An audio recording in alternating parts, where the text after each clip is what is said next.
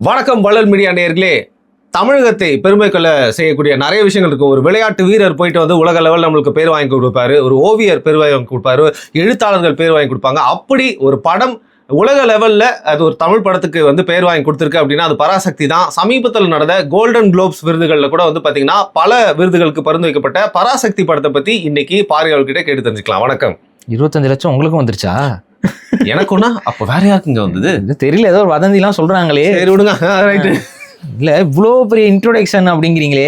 ஐயோ, ஆமாங்க. 200 ரூபாயில இருந்து இப்ப 25 லட்சம் அது திராவிடம் வளர்ந்துகிட்டே போகுது. தலைவரே, அது நீங்க பரம்பரைங்கன்னா உடன் பிறப்பா இருந்தா தான் 200 ரூபா.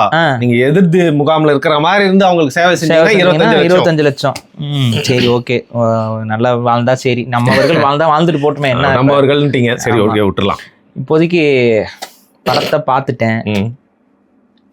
சரி, பேசிடுவோம் அது என்ன படம் என்ன ஏது அப்படின்ட்டு.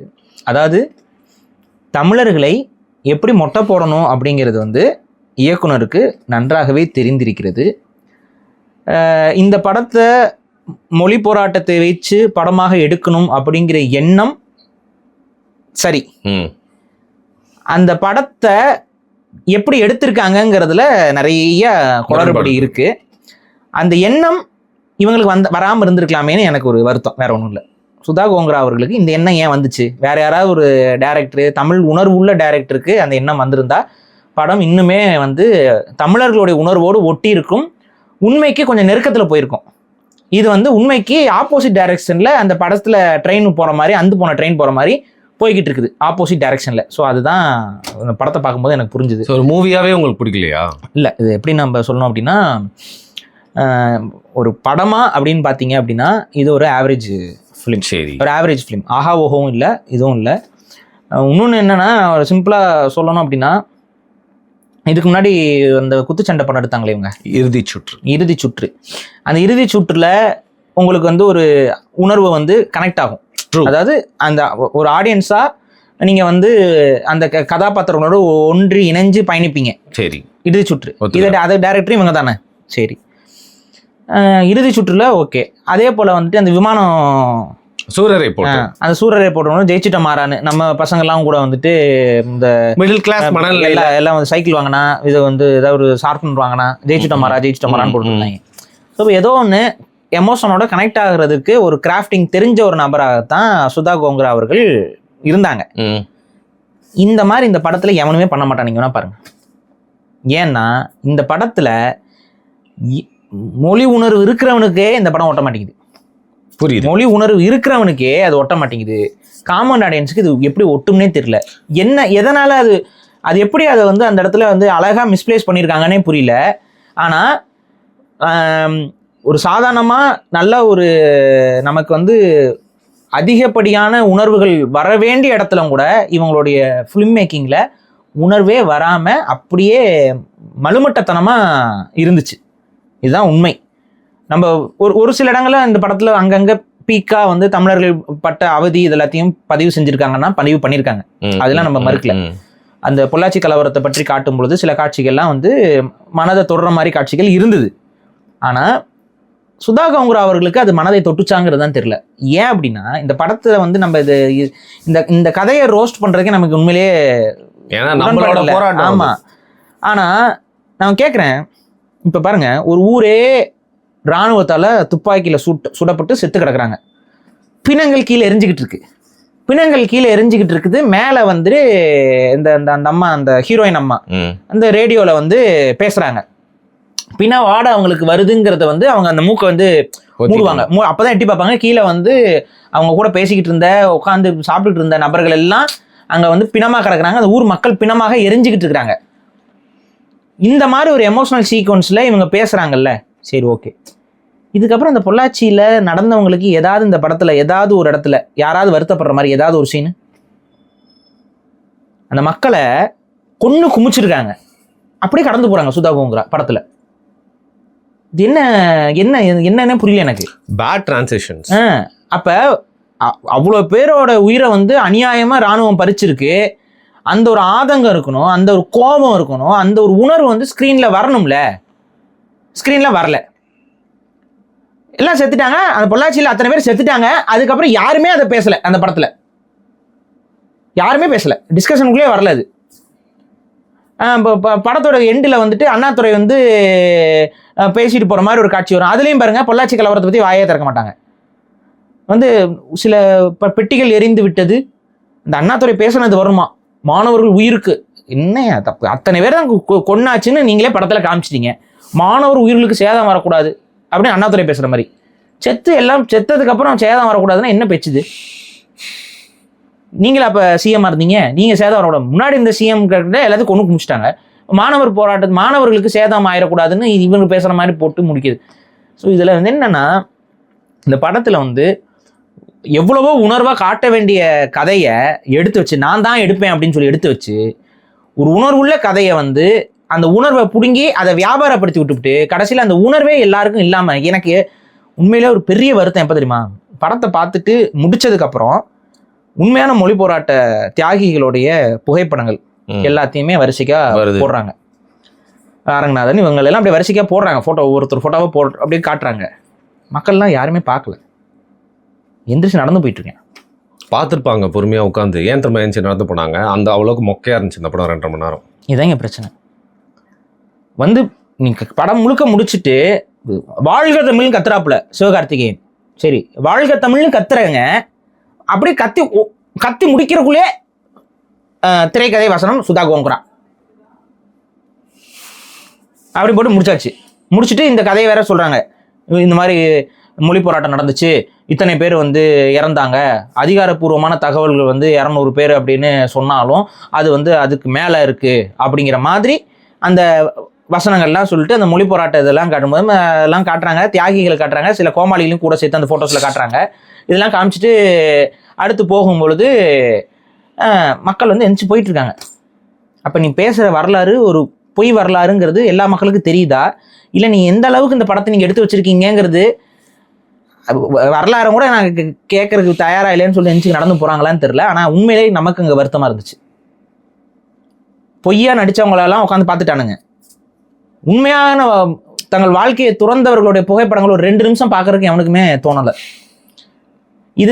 இது வந்து நம்ம யார் மேலே குறை சொல்கிறதுன்னு தெரியல. ஏன்னா சிவகார்த்திகேயன் ஒரு இராணுவ வீரராக நடிக்கும் பொழுது, அந்த படம் முடித்து அந்த உண்மையான இராணுவ வீரரோட ஃபுட்டேஜ்லாம் காட்டும் பொழுது மக்கள் இங்கே தமிழ்நாட்டில் அழுதுகிட்டு பார்த்துக்கிட்டு இருந்த இதே மக்கள் கூட்டம் உண்மையாக பாதிப்பு அடைந்த தமிழ் போராட்டக்காரர்களுடைய வரலாறு எடுத்து காட்டும் பொழுது எந்தவித கவலையும் உணர்வும் இல்லாமல் போகிறார்கள் அப்படின்னா அந்த படம் எந்த லெவலுக்கு அதை தூக்கி பிடிச்சி பேசியிருக்குன்னு பாருங்க. பரதேசி உணர்வு ஒட்டலை ஒரு படங்க. அது எப்படின்னா அந்த டீ இதுக்கான பிளான்டேஷன்ல எப்படி எல்லாம் குடும்பம் எரியும் பனிக்காடுன்னு நினைக்கிறேன், அந்த புத்தகத்துல இந்த எடுத்து பாலா எடுத்திருப்பாரு. அது என்னங்க ஒரு சின்ன கூட்டத்துக்கு நடந்த பெஸ்ட் மூவி. பரதேசி படம் வந்து one of the best movie.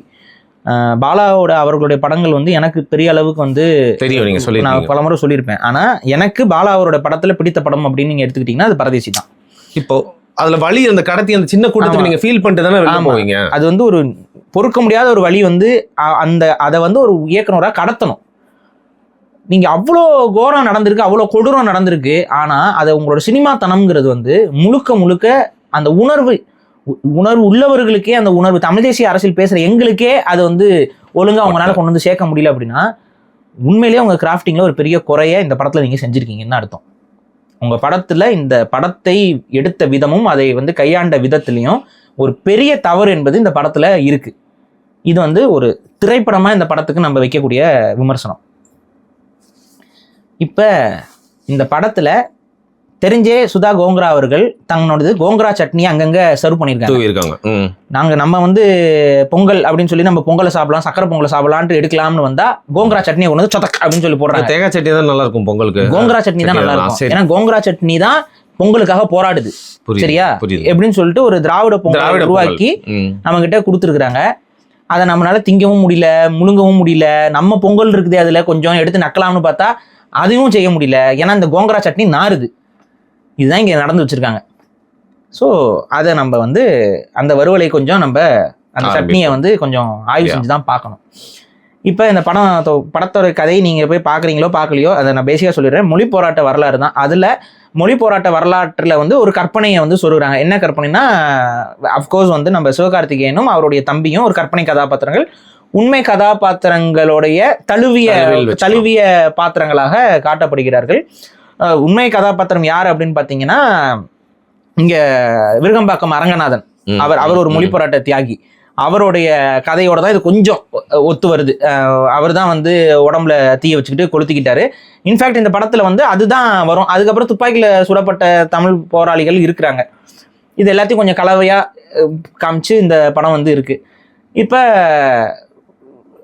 சிவகார்த்திகேயனை வந்து இந்த படத்துல நம்ம குறை சொல்ல முடியுமா அப்படின்னு கேட்டா இல்லை. ஆனா இந்த படத்துடைய மேக்கிங்ல வந்து இருக்கிற ஃபால்ட் வந்து சிவகார்த்திகேயனோட நடிப்பை வந்து பெருசா குறை சொல்ற மாதிரிலாம் இல்லை. அவர் வாட்டு ஓரளவுக்கு நல்லா தான் நடிச்சிருக்காப்புல. ஆனா அது செட் ஆகல, ஒட்டல. வந்து சிவகார்த்திகேயனுக்கு உணர்வை வெளிக்காட்ட தெரியலையா? ஏன்னா சிவகார்த்திகேயன் வந்து ஒரு அந்த வானத்துல இருந்து ஒரு தகவல் கேட்டு சண்டை போடுவாரு. அது என்ன படம்? மாவீரன் படத்துல கூட சிவகார்த்திகேயனோட அந்த கேரக்டர் தன்மையை வந்து நம்மளால புரிஞ்சுக்க முடியாது. ஒரு கோலையா இருப்பாரு, இதா இருப்பாரு. இந்த இதுல வந்து சிவகார்த்திகேயனோட கேரக்டர் வந்து இன்னும் கொஞ்சம் வெல் டிஃபைன்டா, இன்னும் கொஞ்சம் டெப்த் காட்டியிருக்கணும். இந்த டெப்த் ஒழுங்கா காட்டல. அதனால வந்து சில நேரங்களில் சிவகார்த்திகேயனுடைய தாட் ப்ராசஸ் வந்து என்னடா முட்டாள்தனமா பண்ணிட்டு இருக்கேங்கிற மாதிரி ஃபீல் வரும். என்ன இருக்குன்னா, ஃபர்ஸ்ட் எடுத்தோடனே அவர் வந்து புறநானூறு படை அப்படிங்கிற ஒரு தலைவராக இருப்பார். ஒரு மாணவர் போராட்ட இயக்கத்துடைய தலைவராக இருப்பார். அவங்க வந்து இந்த ஆரம்ப காலகட்டத்திலேருந்து நடக்கக்கூடிய இந்தி போராட்டத்தில் பங்கு பெற்றுட்டு இருப்பாங்க. அப்போ அதில் வந்து ஒரு போராட்டம் இருக்கும். அதில் வந்து ட்ரெயினை கொளுத்துற ஒரு போராட்டம். அந்த ட்ரெயினை கொளுத்திட்டு இது பண்ணுவார். அந்த ட்ரெயினை கொளுத்தும் பொழுது இவர் நம்ம ஜெயம் ரவி வில்லன் வந்து அவர் தான் அந்த இடத்துல இருப்பார், அதிகாரியா இருப்பார். அவர் வந்து இவனை எப்படியாவது பிடிக்கணும் அப்படின்னு சொல்லி போய் பார்க்கும்பொழுது அவருக்கு ஒரு வெறுப்பு இருக்கும். அவர் என்ன வெறுப்பு அப்படின்னா, அவங்க அப்பா வந்து தமிழ், அவங்க அம்மா வந்து ஹிந்தி. எதுக்கு ஜெயம் ரவியை போட்டிருக்கிறாங்கன்னு நமக்கு புரியல. பட் சரி, ஓகே. ஸோ இந்த ஒரு இதில் வந்துட்டு அவங்க அப்பா வந்து அவங்க அம்மா விட்டுட்டு வேற போயிருப்பாருங்கிற மாதிரி சொல்கிறாங்க. ஸோ ஒரு தந்தை இல்லாமல் வளர்ந்த ஒரு பிள்ளை, அதில் வந்து அவங்க அப்பா மேலே இருக்கிற அந்த வெறுப்பு வந்து அவரோட இனத்தின் மேலே வெறுப்பாக காட்டியிருக்காங்க. அது அவருக்கு இருக்குது, அவருக்கு உருவாயிருக்கு அந்த படத்தில் இருக்க வில்லனுக்கு. ஸோ அந்த வெறுப்பில் எல்லாரும் வந்து நம்மளை வந்து மதுராசியோட கலப்பில் பிறந்தவன், உண்மையான ஹிந்திக்காரன் இல்லைங்கிற மாதிரியும் ஒரு வெறுப்பை காட்டுவாங்க. வேலை பண்ணுறவங்களே ஒரு சந்தேகம் ஒரு மாதிரி ஒரு இது மாதிரி பண்ணிட்டு இருப்பாங்க. ஸோ இந்த ஒரு வெறுப்புக்கு அவங்கள விட நான் வந்து சுத்தமாக காட்டிக்கணும் அப்படின்னு இது இந்த லாஜிக் இருக்குல்ல, இந்த லாஜிக் வந்து இந்த படத்தில் நிறைய இடத்துல இருக்கு. புரியுதா? ஒரு குற்ற உணர்ச்சியோட வெளிப்பாடு இருக்குல்ல, அதாவது குற்ற உணர்ச்சியோட வெளிப்பாடா தன்னை ஓவர் ஹிந்திக்காரனா காட்டிக்கிறதுக்கு ஜெயம் ரவி முயற்சிச்சுட்டே இருக்காருல்ல. இந்த பாயிண்ட் புரியுதுல உங்களுக்கு? ஒரு குற்ற உணர்ச்சி, அந்த குற்ற உணர்ச்சியை மனசுல வளர்த்துக்கிட்டு அந்த குற்ற உணர்ச்சிக்கான ஒரு வெளிப்பாடா தன்னை ஓவர் ஹிந்திக்காரனா காமிச்சு நான் தாண்டா ஹிந்தியை காப்பாத்தே தீருவேன், நான் தாண்டா இந்தியாவை தூக்கி நிமிர்த்துவேன்னு சொல்லிட்டு அவர் வேலை செய்யறாருல. அதே மாதிரி உணர்வு வந்து சுதா கோங்கரா அவர்களுக்கு இருக்கு. நான் அதையும் நான் வந்து சுத்திட்டு வரேன்.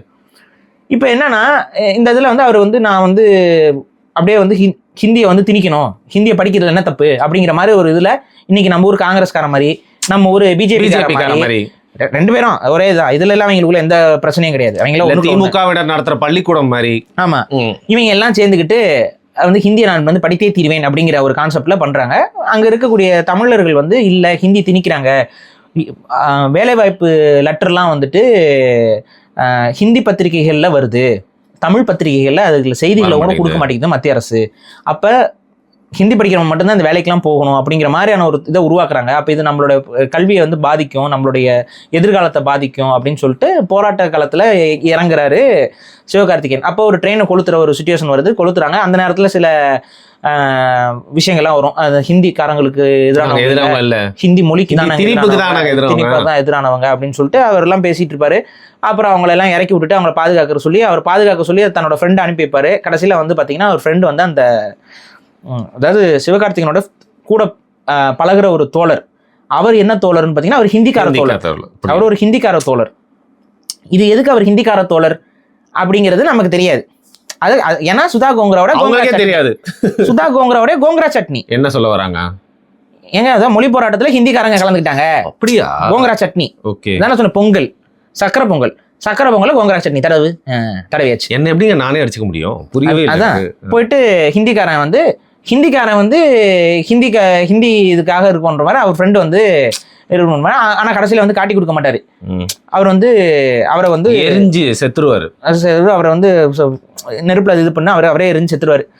ஸோ இவருக்கு வந்து இந்த பிரச்சனை இருக்கும்போது நம்ம இவரை போய் பார்க்கும்பொழுது, சிவகார்த்திகேயனை பார்க்கும்பொழுது இவங்களுக்குள்ள சண்டை வரும். அந்த சண்டையில வந்துட்டு சிவகார்த்திகேயன் வந்து இவருடைய கையை வந்து ஒரு விரலை எப்படி வந்து ஏகலைவனுடைய விரலை துரோணாச்சாரிய புடுங்கினாரோ அதே மாதிரி இவருடைய கரெக்டா அந்த அம்பூர் இதை வந்து வெட்டி விட்டுறாரு. ஒருவேளை சிம்பாலிசமா என்னன்னு தெரியல, அதை வெட்டி விட்டுறாரு. ஸோ இதனால வந்து அவரோட கெரியர் ஸ்பாயில் ஆயிடுது. ஆல்ரெடி வெறுப்பு பிடிச்சவன் இதுல வந்து இன்னும் ஒரு வெறுப்பு வந்து அதிகரிச்சது. எப்படியாவது அந்த நபரை தேடி கண்டுபிடிக்கணும்னா அப்ப அவரோட நெஞ்சில வந்து ஒரு ஒரு பிராமி சொல்லலாம் வந்து நீங்க விட்டேன், பிராமி அப்படி இருந்துச்சு. பிராமி என்ன பிராமி? பக்கத்து வீட்டு மாமி. பிராமி யாரு? பக்கத்து வீட்டு மாமி. ஏண்டா பிராமினா என்ன பிராமி? அது என்ன பிராமி? ஏமி இதுதான் கோங்கரா சட்னி. புரியுதா? சக்கரை பொங்கல்ல கோங்கரா சட்னி. தமிழின்னு சொல்லு, இல்ல தமிழ் பிராமின்னு சொல்லு. அது என்ன வெறும் பிராமி? புரியுது. இதுதான் வந்து நமக்கு ஏன் ஒட்டலை? ஏன்னா ஒட்டலை, ஏன்னா தமிழ்னு வாயில வர்றதுக்கு இல்லாம பிராமின்னு சொல்றீங்க. அந்த இடத்துல தமிழ் பிராமி தானே அது. அதெல்லாம் தெலுங்கு எழுதியிருக்கா? இவங்க என்ன பண்ணியிருக்காங்க தெரியுதா? அதாவது தமிழ் எழுத்தை நம்ம எழுதிட்டோம் அப்படின்னா அந்த ஓடாது. இன்னைக்கு இருக்கிற தமிழ் எழுத்து எழுதி டேட்டூ வந்து போட்டோம் அப்படின்னா என்ன பண்ண முடியும்? அங்க ஓடாது. அப்ப அங்க எவனும் திராவிடனா இருக்க மாட்டான். அங்க வந்து ஒரே இலையில வாழை இலையில வச்சு சாப்பிட மாட்டான். ஏன்னா அதை நீங்க காமிச்சிருக்கீங்க. ஒரே வாழை இலையில எல்லாத்தையும் சாப்பிடுறது தானே. இதுதானே இந்தியா. ஒரு தத்துவம். சைடிஷ் இதெல்லாம் வச்சு சாப்பிட்றது இந்தியாவா? அவன் ஒரே உப்புமாவை வந்து ஹிந்திங்கிற ஒரே உப்புமா வச்சு எல்லா நாளும் சாப்பிட சொல்றான் அப்படிங்கிற மாதிரி ஒரு டைலாக் வரும் இதுல. இதுதான் இப்போ புரியுதா ஏன் வந்து இந்த படம் ஒட்டலைன்னு? எவ்வளோ ஒரு உணர்வுபூர்வமான ஒரு விஷயத்த சாப்பாடோட இதோட எல்லாம் கம்பேர் பண்ணி குழப்பி விட்டு. சரி, இதுல இந்த பிராமி இதை அவர் பார்த்துருவாரு, நெஞ்சில் இருக்கக்கூடிய பச்சையை பார்த்துருவாரு. ஸோ யார் இந்த போராட்டத்தை செய்யறானோ அவன் நெஞ்சில் ஒரு பச்சை குத்திருக்கு, இதோட நிற்கும். இதுல இப்போ என்னன்னா அவரோட நண்பர் வந்து கூட பழகிய நண்பர் இறந்ததுனால அவருக்கு வந்து இனிமேது வந்து இந்த போராட்டம்லாம் பண்ணக்கூடாதுன்னு சொல்லிட்டு இந்த பக்கம் ஒரு பச்சை குத்திருப்பாரு. அதுல தான் அந்த போராட்ட இயக்கம் எழுதிருப்பாரு நினைக்கிறேன். அதை ஃபுல்லா போட்டு அவர் வந்து அழிச்சுனா என்ன ரப்பரை வச்சு அழிப்பாரு, போட்டு கத்தியை வச்சு கீறுன்னு கீறி அந்த கையில இருந்த எல்லாத்தையும் ஃபுல்லா அழிச்சிடுறாரு. சரி, ஓகே. அதுக்கப்புறம் வந்துட்டு நான் இனிமேல் இதெல்லாம் தேவையே இல்லைன்னு சொல்லி எல்லாத்தையும் கிழிச்சு போட்டுருவாரு. என்ன அதுக்கு சம்மந்தமே இல்லையே. ஒரு அதிகார வர்க்கம் ஒரு போராட்டத்திற்கு வந்த ஒரு இளைஞனை வேணும்னே அவங்க கொண்டு இருக்காங்க. இதுக்கு வந்து இந்த போராட்டத்தை நான் கைவிடுறேன் அப்படின்னு சொல்லிட்டு கடைசியில் அவர் போராடவே மாட்டார். சரி, போராட மாட்டார், அது வரைக்கும் ஓகே. அதுக்கப்புறம் அவர் மத்திய அரசுடைய இதில் அந்த ரயில்வே டிபார்ட்மெண்ட்டில் அவர் ஏதோ வேலை பண்ணிப்பார், கரியலி போட்டுற வேலையில் இருப்பார். அப்புறம் அந்த டிடி இதுக்கு வந்துட்டு வேலை வாய்ப்பு கிடைக்கும். அப்போ வந்து ஹிந்தி படிக்கணும் அப்படிங்கிற ஒரு கட்டாயம் இருக்கும், நிலைமை வருது. உடனே வந்துட்டு நான் வந்து டெல்லியில் போயிட்டு வேலை செய்ய போகிறேன், நான் வந்து ஹிந்தி தெரியணும் அப்படின்னு சொன்னோன்னே ஹிந்தி படிக்கிறேன்னு சொல்லி சுற்றுவார். அப்போ வந்துட்டு ஹிந்தி இதெல்லாம் இருக்காங்க, பிரச்சார சபையில் போய் படிக்கலான் இருக்கேன். அதுக்குள்ளே இவரோட தம்பி போயிட்டு அந்த ஹிந்தி பிரச்சார இதை ஃபுல்லாக எரிச்சு விட்டுருவார். ஸோ அதே அந்த குடும்பத்தில் அவங்க 2 பேருக்குமே அந்த மொழி உணர்வு ஸ்ட்ராங்காக இருக்க மாதிரி காட்டுறாங்க. ஸோ தம்பி போய் எரிச்சு விட்டு வந்துடுவார். அதுக்கு யார் துணையை நிற்பா அப்படின்னு பார்த்தீங்கன்னா நம்ம சிவகார்த்திகேயனுடைய கேர்ள் ஃப்ரெண்ட், ஒரு காதல் இல்லை, அந்த காதலிக்கு தான் வந்துட்டு அவங்க ஒரு கோங்கரா சட்னி. அவங்க வந்து அவங்களும் வந்து அதான் அந்த படத்துல அவங்களும் ரொம்ப வெளிப்படையா கொல்ட்டின்னு அப்புறம் சென்சார் போர்ட்ல வெறும் டீன்னு வருது. என்னன்னு தெரியல. தமிழ்நாட்டில் வாழக்கூடிய தெலுங்கு பேசும் ஹிந்தி தெரிந்த ஒரு பெண். ஆமா, இப்பா எத்தனை தெரியுது மொழி. சரி விடுங்க. அப்ப அந்த அம்மா வந்துட்டு ஹெல்ப் பண்ணும். இதுல கவனிக்கணும், அவங்க தான் வந்துட்டு அவங்களுடைய இயக்கத்துடைய ஏதோ செயலாளரோ என்னமோ சொல்லுவாங்க. இது எங்கேயோ இடிக்குது. சரி, புரியுதா? அதாவது அந்த மொழி போராட்டத்துக்காக இவ்வளவு ரத்தம் சிந்தி உழைத்து கொண்டிருக்கிறார்கள் பாருங்க, தெலுங்கை தாய்மொழியாக கொண்டவர்கள். இதுதான் அந்த கோங்கரா சட்னி வந்து எப்படியாவது நமக்கு தலையில ஏத்துறதுக்கு முயற்சி பண்றாங்க. புரியுதா?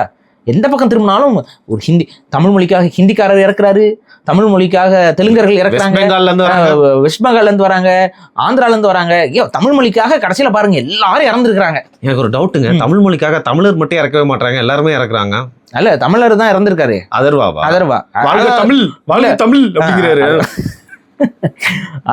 அதர்வா வந்து ரியாலிட்டி தமிழ் கிடையாது, அவரும் கோங்கரா சட்னி தான். ஆனா வழி இல்லை, அவர் இந்த படத்துல தமிழரா காட்சிப்படுத்தப்பட்டிருப்பாங்க. இப்ப சரி, ஓகே. இதுல வந்து இப்ப அதர்வா வந்து போயிட்டு அவர் கொஞ்சம் வீரியமிக்க இளைஞரா இருப்பாரு. அதாவது எப்படி சிவகார்த்திகேயன் அந்த காலத்துல அப்படியோ இவர் இந்த காலத்துல இப்படிங்கிற மாதிரி இருப்பாரு. இவங்க 2 பேருக்குள்ள வந்துட்டு சண்டையே நடக்கும். சண்டையில காலை உடைச்சு போடுவாருங்க ஆமா. சிவகார்த்திகேயன். எதுக்குங்க காலை உடைக்கணும்? சொந்த போராட்டத்துக்கு போறான்ல தம்பி.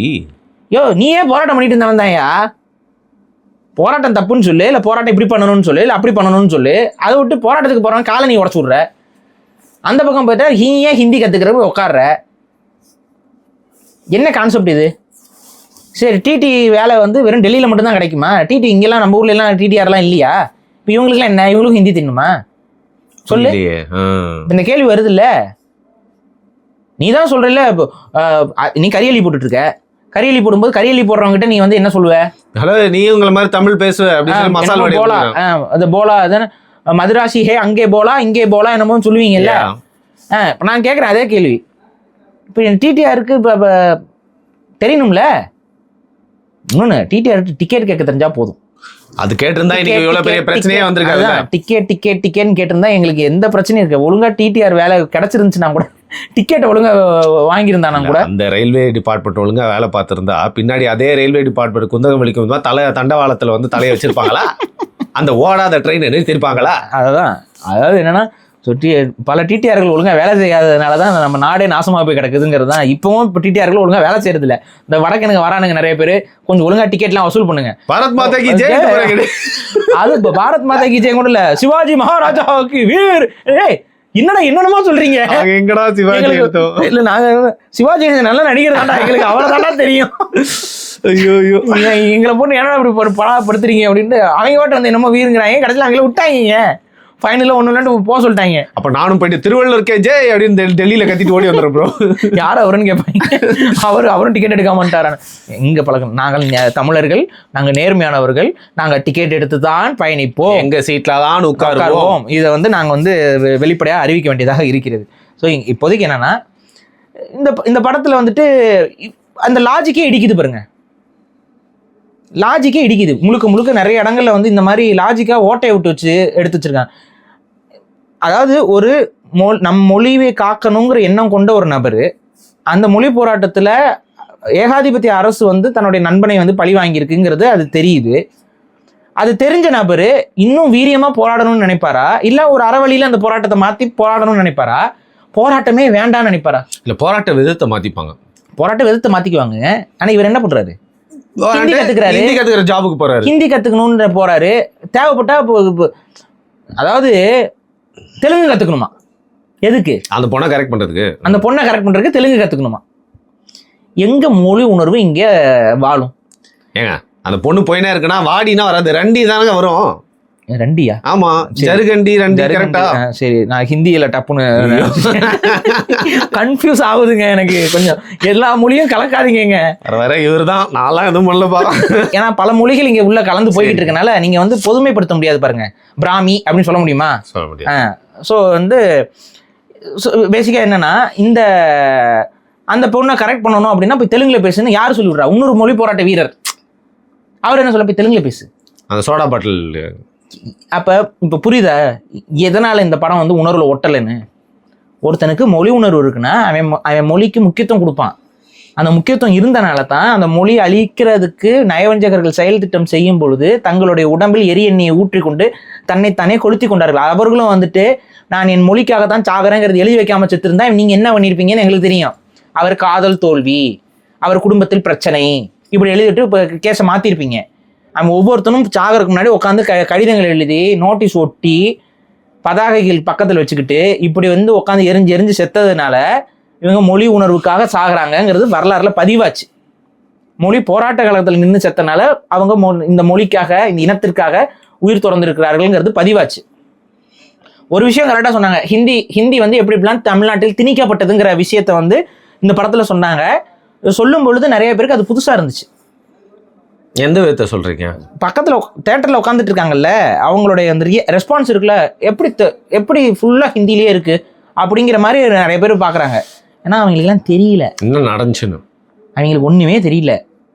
இவங்க என்ன நினச்சிக்கிறாங்கன்னா, ஆரம்பத்துலேருந்தே இந்தியாவில் ஃபார்மில் வந்துட்டு பார்த்தீங்கன்னா தமிழ், ஹிந்தி, இங்கிலீஷ்னு எல்லா லாங்குவேஜிலும் இருந்துச்சுன்னு நினச்சிக்கிட்டு இருக்காங்க. தம்பிகளா, அங்கே தமிழ் கொண்டு வரதுக்கு, அங்கே ஆங்கிலத்தை உள்ளே கொண்டு வரதுக்கும் இத்தனை பேரோட உயிர் போனதுக்கு அப்புறம் தான் அது நடந்தது. இது நிறைய பேருக்கு தெரியல. அதைத்தான் நீங்கள் ஆக்சுவலாக புரிய வச்சிருக்கணும். அதை தான் நீங்கள் புரிய வச்சிருக்கணும். இவ்வளோ பேரோட தியாகத்தினால தான் இன்னைக்கு இங்கே வந்து மொழி உணர்வு வந்து, அதுவும் தமிழர்கள் தமிழ் இனத்தவர்களுடைய தியாகத்தினால தான் இன்னைக்கு வந்து இந்தியாவில் வந்து ஒவ்வொரு மாநிலங்களையும் அவர்களோட மொழிக்கு முன்னுரிமை என்பது கொடுக்கப்படுகிறது அப்படிங்கிறத பதிவு பண்ணணும். ஆனால் நீங்கள் ஒட்டுமொத்தமாக என்ன பண்ணி வச்சிருக்கீங்க இந்த படத்தில் அப்படின்னா, அப்படியே உல்டாவா மாற்றி தமிழர்கள் மட்டும் போராடலை, இதுதான் இந்த படத்துடைய மைய புள்ளி. மொழி போராட்டத்தில் பங்கு பெற்றவர்கள் தமிழர்கள் மட்டும் கிடையாது, தமிழர்கள் மட்டும் போராடி இந்த மொழிக்கு சுதந்திரம், இந்த மொழிக்கு வந்து சம உரிமை வாங்கி கொடுக்கல. அப்புறம் பெங்காலி பேசியிருக்காங்க பாருங்க, பெங்காலி பொண்ணு, அங்க ஒரு பெங்காலி பொண்ணு. ஆந்திரால இருந்து பாத்தீங்களா கேமியோ பண்றதுக்கு ஒருத்தர் வந்திருக்காரு, ராணாவா, அந்த அது இந்த படத்துல நடிச்சோம்னா பாகுபலி நடிச்சோம், பாகுபலி வில்லன் நடிச்சோம். இங்க கொண்டு வந்து அவர் அதுலயும் ஓடுறாரு இதுலயும் ஓடுறாரு, 10 நிமிஷத்துல சாவடிச்சு அனுப்பிடுறாங்க. அதான் அதுல வந்து அவரை கொண்டு வந்து அவரை வந்து மர்கையா பண்றாங்க, அவர் செத்துறாரு. அதாவது தமிழுக்காக ஒரு தெலுங்கர் சாவறாரு, தமிழுக்காக ஒரு மலையாளி சாவாரு, தமிழுக்காக ஒரு ஹிந்திக்காரங்க சாவாங்க, தமிழுக்காக கன்னடர், இது மாதிரி எல்லா லாங்குவேஜ்ல இருக்கவங்களும் தமிழுக்காக சாகுறாங்க. சிங்களர்லாம் எதுவும் சாவலையா? சேர்த்து அதையும் சேர்த்து சொல்லியிருப்பீங்க. இதுல என்ன கொடுமைனா, இதெல்லாம் கொலை பண்றது யாருன்னு பாத்தீங்கன்னா இந்திய ராணுவம். ஆனா இந்திய ராணுவத்துக்கு யூனிஃபார்ம் பாத்தீங்களா என்ன? அது இந்திய ராணுவ யூனிஃபார்மா? டிஃபரெண்டா இருந்துச்சு, ஒரு மாதிரி ஏதோ கூர்க்காக்கு போறவன் பிடிச்சி எடுத்து நிப்பாட்டின மாதிரி ஒரு யூனிஃபார்ம். ஏன்னா சென்சார் ஆயிருமா? அதாங்க படம் இன்னைக்கு பாத்தீங்கன்னா ஜனநாயகன் படத்துல ராணுவ சிம்பிள் எதுவும் யூஸ் பண்ணிட்டாங்களாம், அதனால படம் இன்னைக்கு வரைக்கும் என்னைக்கு தெரியாம தள்ளி போயிட்டு இருக்கு. அது சென்சார் போர்டுல ஆள் இருந்தா தள்ளி போகதாங்க செய்யும். உங்க சென்சார் போர்டுல நீங்க எல்லாம் இருந்தா சரி. இந்த படம் ஆரம்பிக்கும் என்ன சொன்னீங்க? முழுக்க முழுக்க தற்செயல், முழுக்க கற்பனை. அது மணிக்கணக்கா பேசுது. அடுத்து முடிச்சுட்டு இத்தனை பேர் செத்துருக்காங்க பாருங்கன்னு ஒரிஜினல் ஹிஸ்டரியை போடுற. இதுக்கெல்லாம் சென்சார் போர்டு அனுமதிச்சிருச்சா உனக்கு? கற்பனைன்னு சொல்லிட்டு அப்புறம் நடந்ததுன்னு சொல்ற. ஸோ பேசிக்கா என்னன்னா, இந்த படம் வந்து என்ன சொல்லுது அப்படின்னா, கஷ்டப்பட்டு போராடி உயிரை துச்சமனம் மதிச்சு இன்னைக்கு இந்தியாவுடைய மொழி, இந்திய மாநிலங்கள்ல மற்ற மாநில மொழிகள் வாழ்வதற்கும் காரணமாக அமைஞ்சது இந்த இந்திய எதிர்ப்பு போராட்டம். அதை முழுக்க முழுக்க செய்தது தமிழர்கள், தமிழ் உணர்வாளர்கள், தமிழ் மாணவர்கள். 500 பேருக்கு மேல இந்த போராட்டத்தில் இறந்திருக்காங்க. இத்தனை பேருடைய தியாகத்துல இன்னைக்கு வந்து ஒவ்வொரு மாநிலத்திலும் மொழி வாழுதுங்கிறத நீங்க தமிழனோட சாக்ரிஃபைஸை நீங்க அடுத்தவனுக்கு புரிய வைப்பீங்கன்னு பார்த்தா, தமிழங்கிட்ட வந்து நீ மட்டும் போராடலப்பா, நீ மட்டும் போராடல, இந்த கிரெடிட்லாம் உனக்கு வராது அப்படிங்கிற மாதிரி தான் இந்த படம் இருக்கு. இதுதான் இந்த படம். இதுல வந்து சுதா கோங்கராவே வந்து, அந்த அம்மா பேர் என்னங்க? சுதா கோங்கரா தான் இல்லைங்க, நடிகை பேரு ஸ்ரீலீலாவாக சில ஸ்ரீலீலா கதாபாத்திரத்துக்குள்ள அப்படியே ஆவியா வந்து சுதா கோங்கரா வந்து இறங்கிய ஒரு கதை. நான் தமிழ் இல்லைன்னா நீ தமிழ் இல்ல. ஓ, இது என்ன? அது நீ ஆம்பளை இல்லைன்னா நானும் பொம்பளை இல்லைங்கிற மாதிரி இருக்குது. நீ என்னம்மா, உனக்கு லவ் பண்ணணும்னா தெலுங்குல பேசணும், உனக்கு தெலுங்குல பேசினாதான் லவ் வருது. அவன் தமிழ்ல பேசும்போது கோச்சிக்கிட்டு போற, நீ தெலுங்குல போய் பேசணும்னே அப்படியே டான்ஸ் ஆடுறீங்க. அழுக்கு பொறுக்கி அழகு பொறுக்கி ஆயிடுறீங்க. அது கறி பொறுக்கி. அது எதுக்கு அந்த பொறுக்கி நம்ம போன இதுலயே சொல்லியிருக்கோம். அந்த இது பொறுக்கி அப்படின்னா தமிழர்களை அந்த காலத்துல பொறுக்கி திட்டிட்டு இருந்தானுங்க. அந்த வார்த்தையை வந்து இந்த அம்மா வாயில செல்லமா டைரக்டா தின்னா கோச்சுக்குவீங்களே, ஆளைப்பாரு மூஞ்சிய பாரு மொகரைய பாருன்னா கோவம் வருது இல்ல, ஆளைப்பாரு மூஞ்சிய பாரு மொகரைய பாரு அப்படின்னா பரவாயில்லையே கொஞ்சம் இருக்காங்க. அந்த மாதிரி வெக்கமான எல்லாத்தையும் விட்டுட்டு இறங்கி போயிருவோம். சரி உங்க கைகள் இங்கே தானே இருக்கிறது. நீங்க உங்க கை எப்படி வைக்கிறதே தெரியலையே. ஸோ பேசிக்கா என்னன்னா, அப்ப அவ்வளவு உணர்வு அந்த அம்மாவுக்கு. அவங்க வீட்டுல தெலுங்குல தான் பேசுறாங்க. உகாதிக்கு வந்து சரி உகாதியா இல்லைனாலும் பாயசம் செஞ்சு கொண்டு வந்து பக்கெட்டா கொடுக்குறாங்க. பக்கெட் பாயசம் இவர் குடிக்கிறாரு. பக்கெட் பாயசத்தை காலையில குடிச்சா பேதி தான் போகுங்கிற ஒரு அடிப்படையும் கூட இந்த தமிழ் புலவருக்கு அங்க தெரியாம போயிடுச்சு அந்த படத்துல. சரி ஓகே, இதெல்லாம் அது போக வந்து இவர் ஹிந்தி கற்றுக்கிற போய் உட்காரும் போது அந்த அம்மா வந்து நல்லா டீக்ரேட் பண்ணி தான் ஹிந்தி கற்றுக் கொடுக்கும். வெக்கமேலாம் வெறும் உட்காந்துக்கிட்டு அது என்ன சொல்லியிருப்பாங்கன்னா, அங்கே போகும்போது நம்ம வந்து அவங்க மொழி கற்றுக்கணும். நம்ம கேட்குறது என்னன்னா, நாங்கள் ஏன்டா அங்கே போகிறோம், இதுதான் பேசிக்கு. என் நாட்டிலேயே எல்லாம் இருக்குடா, ஏன்டா நான் அயல் நாட்டுக்கு போகணும், ஏன்டா நான் வெளிநாட்டுக்கு போகணும், ஏன்டா உள்நாட்டிலே பஞ்சம் பிழைக்க போகணும் நான்? இது தேவையில்லை, எல்லாமே இங்கே இருக்குது. எங்களுக்கு எங்கள் மொழி போதும், எங்களுக்கு எங்கள் மொழி கல்வி போதும். அதில் நாங்கள் உயர்ந்து வர்றதுக்கு என்ன பண்ணணுமோ நாங்கள் அதை பண்ணிக்கிறோம். அதுக்கு வழி விடுந்தான்னு சொல்கிறோம். நீங்கள் உங்கள் வேலைக்கு வந்தோம், நீங்கள் உங்கள் வேலைக்கு வந்தால் நான் மதுராசின்னு சொல்லி எட்டி மிதிப்பேன், வேற என்ன பண்ணுவேன்? அதான் பண்ணிக்கிட்டு இருக்கேன். இந்த படத்தில் என்ன எப்படி காட்டுறாங்கன்னா, வந்து ஹிந்தியை வந்து அவ்வளோ மதிக்கிறாங்க தமிழர்கள் இந்த போராட்ட காலகட்டத்தில். இந்த போராட்ட காலகட்டத்தில் ஹிந்தி அவ்வளோ மதிக்கிறாங்க. அவங்க இந்த படத்தில் ஒரு காட்சி வரும். இவர் இப்போ சிவகார்த்திகேயன் வந்து போயிடுவார், நம்ம அங்கே நார்த் இந்தியா போயிட்டு டெல்லியில் போயிட்டு டெல்லியில வந்து பஸ்ஸுக்கெல்லாம் வந்துட்டு பாத்தீங்கன்னா ஹிந்தி வாழ்கன்னு தமிழ் எழுதிடுவாரு. உடனே அவங்க வந்து இப்போ பாஞ்சு போயிட்டு எல்லாரும் அடிச்சு அந்த பஸ்ஸை உடைப்பாங்க. அப்படி என்னங்க அந்த உணர்வா எதுக்கு அவங்களுக்கு என்னங்க அவ்வளோ கோவம் வருதுன்னா, அது ஹிந்தி வாழ்கன் தான் எழுதியிருக்கேன், அது தமிழ் எழுதுனோடனே எங்களுக்கு கோவம் வந்துருச்சு. உடனே அங்க வந்து இந்திரா காந்தி வராங்க, இங்கேயும் எதாச்சியா ரோட்ல இந்திரா காந்தி ரோட்ல நீங்க யோசிச்சு பாருங்க. அவங்கள பத்தி எல்லாருக்கும் தெரியும், அவங்க எப்படிப்பட்ட ஹெட்வெயிட்டான ஒரு லீடர்னு. பயங்கர ஹெட்வெயிட், ரொம்ப ஸ்டபன், ரொம்ப ஹெட்வெயிட். ஸ்டபன் மட்டும் கிடையாது, ஹெட்வெயிட். அந்த ஹெட்வெயிட் அவங்களுக்கு அப்படி இருக்கும். அந்த ஹெட்வெயிட் பிடிச்ச லீடர் வந்து இவங்க ரோட்ல இறங்கி, ஆக்சுவலா இன் ரியாலிட்டி அந்த மாதிரிலாம் எவனா பண்ணியிருந்தானா அங்கேருந்தே சுட்டுருப்பாங்க. பொற்கோயில் என்ன நினச்சாதான் அங்கேருந்தே சுட்டுருப்பாங்க, வண்டிக்குள்ள இருந்தே சுட்டுருப்பாங்க. அந்த அம்மா பாதுகாப்பும் இல்லை, ஒன்றும் இல்லை, ஏதோ ஒரு ஆட்டோ ரிக்ஷால வெயிட்டிங் பண்ணிட்டு இறங்குன மாதிரி இறங்குது. எக் மினிட் பீச்சே சிவகார்த்திகேயன் ஹிந்தியில பேசுறாரு கேட்கலாம் அப்படின்னு சொல்லிட்டு அவங்களும் கேட்கறாங்க ப்ரோ. அது இதுல இந்திரா காந்தினா யார் வேணா தலையை விரிச்சு போட்டு வெள்ளை கொடுத்தீங்க அஷ்டா இந்திரா காந்தின்றாங்க ப்ரோ. இல்லை, அது வந்து பேசிக்கா என்னன்னா, ஒரு சீன்ல வந்துட்டு அவங்க முகம் வந்து சுத்தமா செட் ஆகுது. அது எந்த சீன்னா, அந்த கரெக்டா சிவகார்த்திகேயன் வந்து இதை மஞ்சள் துண்டு போட்டு இறங்கினாரு சொன்னீங்க, சுண்டு கலர் மாறிடுச்சு. ஏன் மஞ்சள் துண்டுனால கோச்சிட்டாங்களா? மஞ்சள் துண்டு போடுறதுலாம் ஏமாத்துக்காரங்க அப்படின்னு யாரோ சொல்லியிருப்பாங்க போல, அதனால மஞ்சள் துண்டு போட வேணாம் அப்படின்னு சொல்லிட்டு அதை வந்து ஏதோ காவி துண்டா மாத்தி ஏதோ. கரெக்ட். இதே மாதிரி இன்னொரு வருத்தம் என்னன்னா, எவ்வளவு பெரிய கேரக்டர் அந்த கலைஞர் கருணாநிதி கேரக்டர், அது ஒரு எலிவேஷனே இல்லாம வச்சிருக்காங்களே ப்ரோ. எவ்வளவு பெரிய கேரக்டர், இவ்வளவு பெரிய கேரக்டர். அதான் இவ்வளவு பெரிய கேரக்டர் தான் கேட்கிறேன். அதை தாங்க நானும் கேட்கிறேன், எவ்வளவு பெரிய கேரக்டர் நீங்க சொல்ல மாட்டீங்க. அதாவது என்னன்னா, ஆக்சுவலா அந்த கதாபாத்திரத்தில் நடிச்சிருக்க நடிகர் வந்து நல்ல நடிகர். அவர் வந்து ரொம்பவே நல்ல நடிக்கக்கூடிய ஒரு நபர். அவர் ஏன் தமிழ் திரைத்துறையில வந்து அளவுக்கு அதிகமாக பயன்படுத்துறது இல்லைன்னு நமக்கு உண்மையிலே புரியல. அவர் மலையாள படத்துல எல்லாம் ஒரு மிக முக்கியமான ரோல்லாம் கொடுத்து அவர் நடிக்க வச்சிருக்காங்க. ஆனா தமிழ் திரைத்துறையில வந்துட்டு அவர் வந்து ரொம்ப டம்மியான ரோல் தான் கொடுத்துட்டு இருக்காங்க. ஒரு ரோல் பச்சை தமிழரா இருப்பாரோ எனக்கு சந்தேகமா இருக்குல்ல, பல பேருக்கு ஆசம். அதான் பச்சை தமிழரா இருப்பாருன்னு நினைக்கிறேன். அதனாலதான் அவர் ஓரம் கட்டிக்கிட்டே இருக்காங்களான்னு தெரியல. பாவம், அவரை கொண்டு வந்து பாவம் நடிக்கக்கூடாத கதாபாத்திரத்தில் அவரும் தலையாட்டிட்டார் போல கொண்டு வந்து நடிக்க வச்சுட்டாங்க. சரி, நடிக்க வச்சா அதுக்கு ஏதாவது கொஞ்சம் எக்ஸ்ட்ரா 2 டைலாக் இருக்குன்னு பார்த்தா அந்த டைலாகும் இல்லை. ஒரு டைலாக்ல வந்து இந்த ப்ரெஸ் இதுல இருக்கிற ஒரு இது இருக்கும். இதுல வேற சுதா கோங்கரா அவங்க வந்து நடுவில் ஒரு கொழுப்பு பார்த்தீங்களா, வந்துட்டு எங்க அண்ணாவுக்கு மட்டும் இது தெரிஞ்சதுன்னா என்ன ஆகணும், அவங்க அண்ணாவே அங்கதான்டா இருக்காரு. என்ன செல்ஃப் ட்ரோல் பண்ணிட்டு இருக்கீங்க? எனக்கு அதான் தோணுச்சு. எனக்கு வந்து அதாவது நீங்க தான் படம் எடுக்கிறீங்க, நீங்க தான் வந்து படத்துக்கு எல்லாம் பண்றீங்கன்னு தெரியும், ஆனா உங்க கூட இருந்தே உங்களுக்கு குழி பறிக்கிறேன் பாருங்கிற மாதிரி தான். என்ன கான்செப்ட்? ஒருவேளை அண்ணாங்கிறனால லைட்டா அண்ணாவை டம்மி பண்ணி கலைஞரை தூக்குற எலிவேஷன், எதையுமே எலிவேஷனே பண்ணல. ஆமா, சரி விடுங்க, அது எனக்கு புரியுது. படம் வந்து ரொம்ப சுமாரா போயினால இல்லைங்க, அண்ணாவை காட்டுற சீன் கூட ஒரு எலிவேஷன். ஒரு விஷயத்தை மட்டும் சுதா கோங்கரா அவர்கள் ரொம்ப தெளிவாக உறுதிப்படுத்தியிருக்கிறார். இந்த படம் வந்து திமுகவுக்கு பெரிய அளவு பிரச்சார வியூகம் அமைச்சு கொடுக்கும் அப்படின்னு சொல்லி நம்ம எல்லாம் சொன்னது பொய் அப்படிங்கறத நிரூபிச்சிட்டாங்க. சத்தியமா இந்த படம் ஒரு மைண்டுக்கும் உதவாது. நாங்கள் எங்கள் வார்த்தையை திரும்ப பெற்றுக் கொள்கிறோம். நாங்க தவறுதலா சொல்லிட்டோம்.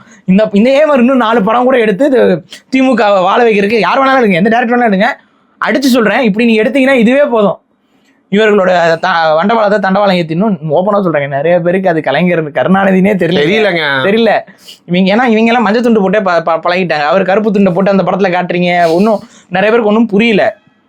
இதுல வேற நெடுஞ்செழியனெல்லாம் 4 அப்புன மாதிரிலாம் காட்சி வச்சிருக்கீங்க. அது பாத்தீங்களா? எந்த சீன்ல வரும்? அதாவது ஒன்றும் இல்லை, என்னையே இப்படி பேச வச்சுட்டீங்களடா அப்படின்னு. அதான கருப்பு சட்டை போட்டிருக்காரு அவரு. ஆமாங்க, கருப்பு சட்டை போட்டு யார் கூட நிற்பாரு? அண்ணாவோட தானே நின்றுட்டு இருக்காரு. அடுத்த காட்சிகள் எல்லாம் பேராசிரியருங்கிறாங்கல்ல, பேராசிரியர் யாரு? ஆனா ஆசிரியர்ல சொல்றாங்க, ஆசிரியர் தமிழ் ஆசிரியர் அப்படிங்கிறாங்க. அதுதாங்க வீரமணி நினைச்சேங்க. அது என்னன்னு தெரியல. யாரா இருந்தாலும், அது கி வீரமணி சொல்வதாக இருந்தாலும் சரி, நெடுஞ்செழியனை சொல்வதாக இருந்தாலும் சரி, யாருன்னு தெரியல. ஆனா யாராக இருந்தாலும் அந்த கதாபாத்திரத்தை வந்து அப்பு வாங்கிட்டு மாத்தி பேசுற மாதிரி ஒரு காட்சி வந்து ரோசா இருக்கும் கண்ணும். ஸோ அந்த கருப்பு சட்டை போட்ட நபர் யார் என்று நமக்கு தெரியவில்லை. அந்த நபர் யாராக இருந்தாலும் அவர் வந்து ஒரு வந்து மாணவர்களை காட்டி கொடுத்துட்டு அடிக்கு பயந்து அறைக்கு பயந்து காட்டி கொடுத்த ஒரு கதாபாத்திரமாக இருக்கு. நீங்க வந்து மக்கள் வந்து கமெண்ட் செக்ஷன்ல வந்து இதை யாரா இருக்கும், கருப்பு சட்டை போட்டிருக்கிறாரு, சொட்டையா காமிச்சிருந்தாங்களா? இல்ல, அப்ப முடி இருக்கும் இல்லைங்க, அப்ப முடி இருக்க மாதிரி இருக்கா? சரி ஓகே, கருப்பு சட்டை போட்டிருக்காரு அப்படி அவர் சொல்றாருங்கிறதுக்காக போடாதீங்க. கருப்பு சட்டை போட்ட நபர் மாணவர்களை காட்டி கொடுத்த நபர் யார் என்று சுதா கோங்கரா சொல்கிறார்கள் என்று சொல்லுவவர்களுக்கு சுழற்சி முறையில் ஏதாவது ஒரு பரிசு அறிவிப்போம். இந்த படத்துக்கே 2 டிக்கெட். அது பரிசு இல்லைங்க, தண்டனை. ஸோ இந்த மாதிரி ஒரு விஷயத்த வந்து காமிச்சிருந்தாங்க. இதெல்லாம் வந்து எப்படி ப்ரொமோஷன் ஒர்க்கா இருக்க முடியும்? எப்படி ஒத்துக்கிட்டாங்க? ரொம்ப டம்பா இருக்குங்க. சரி, நம்மலாம் நினைச்சிருப்போம் கலைஞர் கருணாநிதி அவர்கள் வந்து சட்டசபையில போய் மனுஷன் பிச்சு உதறி இருப்பாரு பார்த்தா கடைசியில அப்படிதான் சீன்லாம் வரும் போலன்னு பார்த்தா கடைசியில டிண்டுக்கு டிண்டுக்கு டிண்டுக்கு டிண்டுக்கு டிண்டுக்கு டிண்டுக்கு டிண்டுக்கு தட்டுறாப்ல, மேஜை தட்டிட்டு இருக்காரு. அதே இத்தனைக்கு இங்க பாருங்க, அந்த நடிகருக்கு நடிக்க தெரியாமலாம் இல்ல, அந்த மனுஷன் நல்லா நடிக்க தெரிஞ்ச ஒரு ஆளு.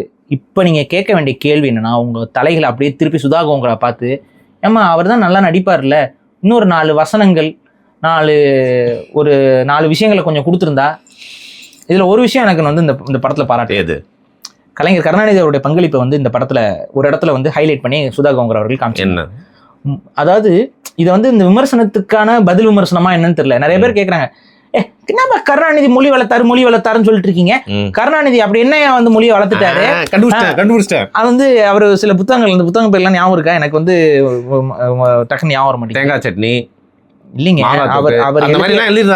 அவர் சில புத்தகங்கள் அந்த மாதிரி எனக்கு பேர்லாம் டக்குன்னு ஞாபகம் வர மாட்டேங்குது. விவேக் ஒரு படத்தை வாழ மறந்தவள், வலிக்கு விழுந்தவள், இந்த மாதிரி பல புத்தகங்கள், சில புத்தகங்கள்லாம் அந்த காலகட்டத்தில் எழுதி இருந்தாரு. அதெல்லாம் நம்ம வந்து நிறைய பேர் கேள்வி கேட்டிருப்பாங்க, இதான் காம கொடூர கதைகளாக இருக்கு அப்படின்னு. இப்பதான் அன்னைக்கு தமிழ் மொழி உணர்வுகளை கடத்துவதற்கு தடையாக இருந்தது, ஆனா காம கதைகளை எழுதுவதற்கு எந்த தடையும் இல்லை. அதனால் காம புத்தகத்திற்கு நடுவில் நாங்கள் உணர்வுள்ள புத்தகத்தை வைத்து அனுப்பியிருக்கிறோம். அந்த புத்தகத்தை தான் நம்ம திராவிட இயக்க தோழர்கள் வந்து படித்துக் கொண்டிருந்தார்கள் அப்படிங்கிற மாதிரி ஒரு விளக்கத்தை நீங்க பாத்திருக்கீங்களா? அந்த படத்துல ஒரு சீன் வரும், போய் பாருங்க. நம்ம பேசுனதுக்கு அப்புறம் அந்த சீன் எடுத்துடக்கூடாது, நான் பேச சொல்றேன், எடுத்துடாதீங்க ப்ளீஸ். எனக்கு அது ரொம்ப பிடிச்ச சீன் இந்த படத்துல. ஒரு மாணவன், அவன் ஒரு திராவிட மாணவன், அவன் என்ன ட்ரெஸ் போட்டுருந்தா இல்ல கருப்பு சட்டையா தான் இருக்கும் மேக்சிமம். அவன் வந்து ஒரு பிட்டுப்பட புக்கை படிச்சுட்டு இருப்பான், எல்லாரும் தூ அப்படின்னு துப்பிட்டு போவாங்க. ஆனா அவன் உண்மையா படிக்கிறது என்ன, மொழி உணர்வு புத்தகம் உள்ள இருக்கு, வெளியில இருக்க கவர் மட்டும் பிட்டுப்பட கவர் நடுப்பக்கத்துல. சோ நீங்க வந்து உங்களுடைய இளமை காலகட்டத்தில் யாராவது திராவிட இயக்க தோழர் பிட்டுப்பட புக்கு படிச்சுட்டு இருக்கிற மாதிரி நீங்க பாத்துருந்தீங்கன்னா அது உண்மை அல்ல. அதற்கு நடுவில் நாங்கள் உணர்வை வைத்திருந்தோம்.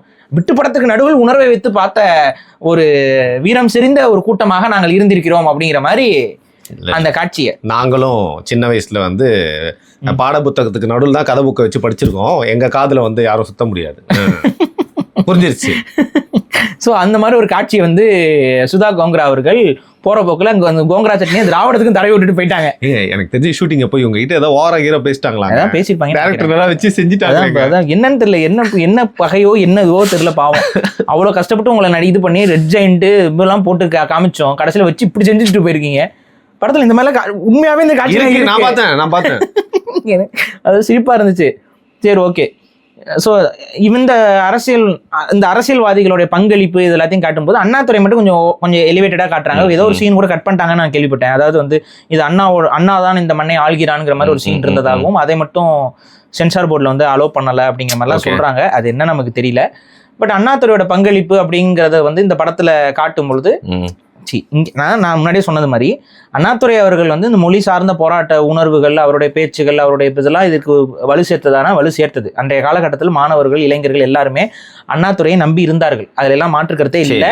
அண்ணாதுரையை ஒரு உன்னதமான தலைவர் என்று நம்பி அன்னைக்கு திமுகவே ஒரு பெரிய நல்ல முற்போக்கான சிந்தனை கொண்ட மொழி உணர்வுக்காக, நம் இன உணர்வுக்காக நிற்கக்கூடிய ஒரே கட்சி திமுக அப்படிங்கிற பார்வையில தான் அன்னைக்கு இருந்த மாணவர்கள் பார்த்தார்கள். அதெல்லாம் இங்க யாரும் மாற்று கருத்துலாம் அங்க சொல்லலை. ஆனா அந்த மாணவர்களுக்கும் அந்த மாதிரி பார்த்த தமிழர்களுக்கும் துரோகத்தை செய்ததுதான் திமுகங்கிறதா நாங்க சொல்றோம். ரைட். அன்றைய காலகட்டத்தில் திமுக நம்பினாங்க, அன்றைக்கு அவங்க எல்லாருமே நம்பினாங்க, உணர்வோடு இருந்தாங்க. பரவாயில்ல, இவங்க தான்ப்பா கரெக்டா இருக்காங்கன்னு நம்பினாங்க. அந்த நம்பிக்கை துரோகத்தை வந்து திமுக செஞ்சதுங்கிறத இந்த படத்துல காட்டியிருக்காங்க. என்ன தெரியுமா, இந்த படம் முழுக்க சொல்றது என்ன, பொள்ளாச்சியில் நடந்த படுகொலை அதை வந்து மறைச்சிடணும், அதை பற்றி வந்து யாரும் பேசக்கூடாது, அதை இருட்டடிப்பு செய்யணும் அப்படின்னு சொல்லி இந்த படத்துல காட்சிகள் பதிவு பண்ணுவாங்க.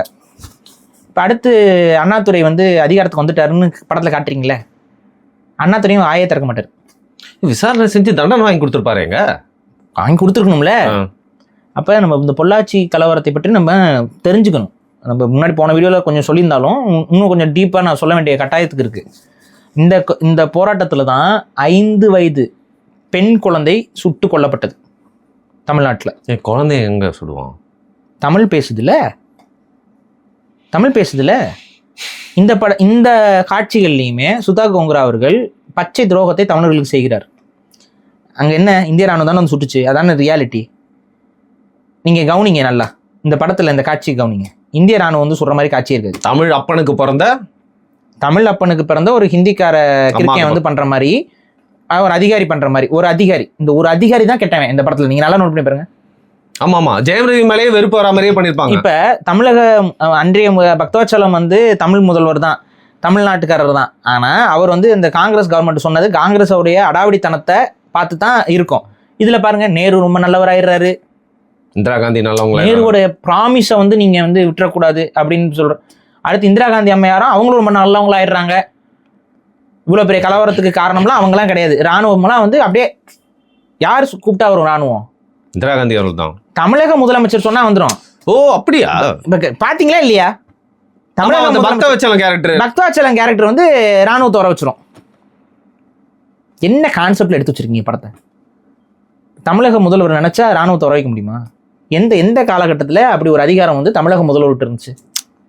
வந்தது இந்திய ராணுவம். இந்திய ராணுவத்தை மொபிலைஸ் பண்றதுக்கான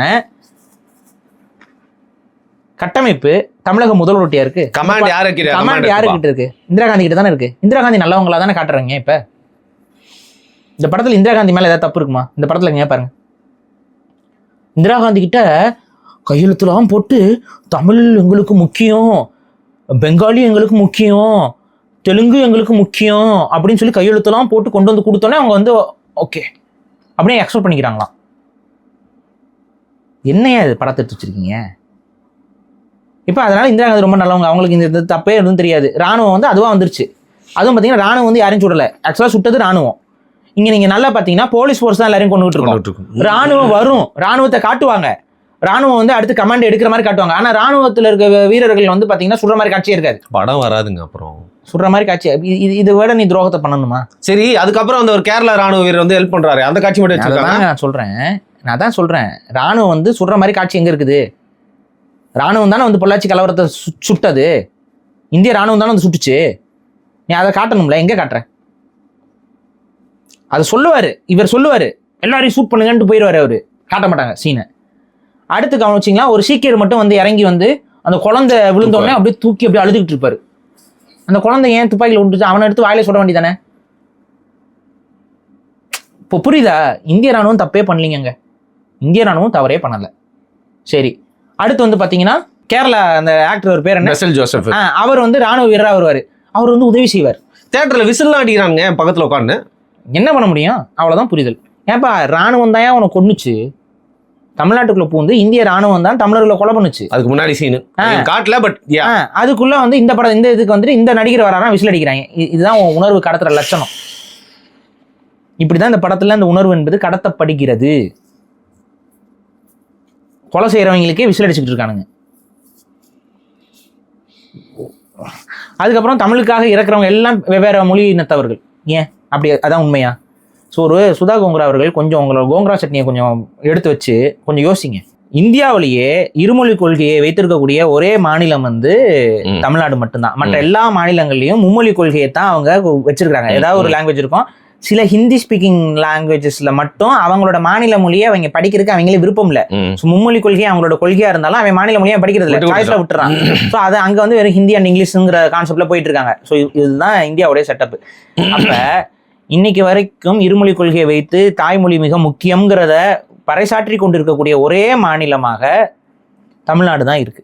இப்போ வங்காளத்தில் கொஞ்சம் மொழி உணர்வு அவங்களுக்கும் நல்லா இருக்கும். ஸோ வங்காளிகளும் தங்கள் மொழியை வந்து விட்டு கொடுக்காம இருப்பாங்க. பட் இருந்தாலும் வங்காளிகள் எல்லாருக்குமே ஹிந்தி தெரியும், ஓகேவா? விட்டு கொடுக்காம இருந்தாலும் அவங்க ஹிந்தி வந்து எழுத படிக்க தெரிஞ்சவங்க நிறைய பேர் இருப்பாங்க.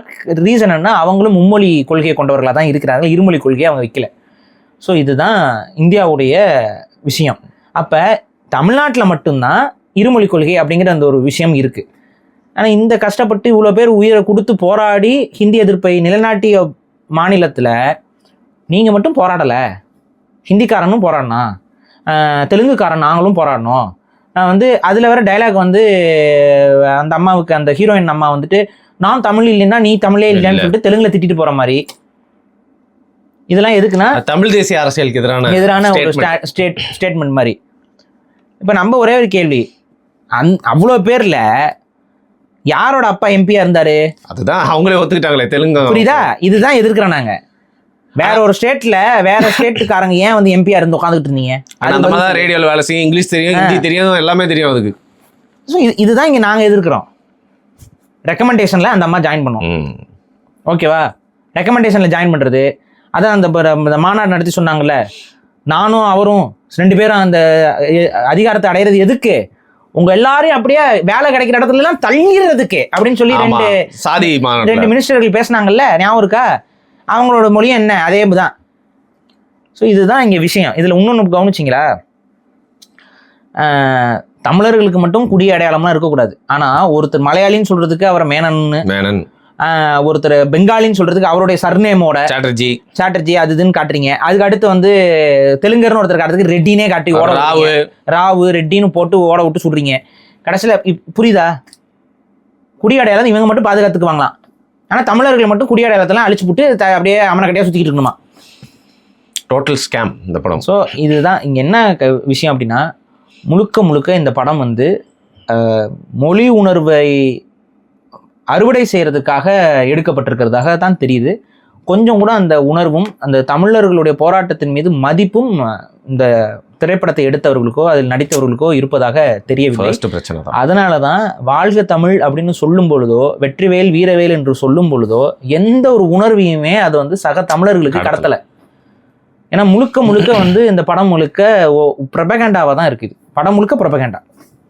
படம் முழுக்க என்ன ப்ரொபகேண்டானா, தமிழர்கள் மட்டும் போராடலை, நாங்களும் தான் போராடணும் அப்படின்னு சொல்லி எல்லா போராட்டத்திலையும் வந்து உள்ள நுழைஞ்சவங்க இன்னைக்கு மொழி போராட்டத்திலும் அந்த போராட்டத்தை கூட நாங்கள் தான் உங்களுக்கு வாங்கி கொடுத்தோம்னு வரலாறு திரிக்கிற வேலையை தான் பண்ணியிருக்கிறாங்க. இதில் கொடுமையிலும் கொடுமை என்னன்னா, அரசியல் ரீதியாக பார்க்கணும் அப்படின்னா, ஈவேரா தான் தமிழர்களை காலி பயல்கள்னு சொல்லி மொழி போராட்டத்தின் போது விமர்சித்த நபரே.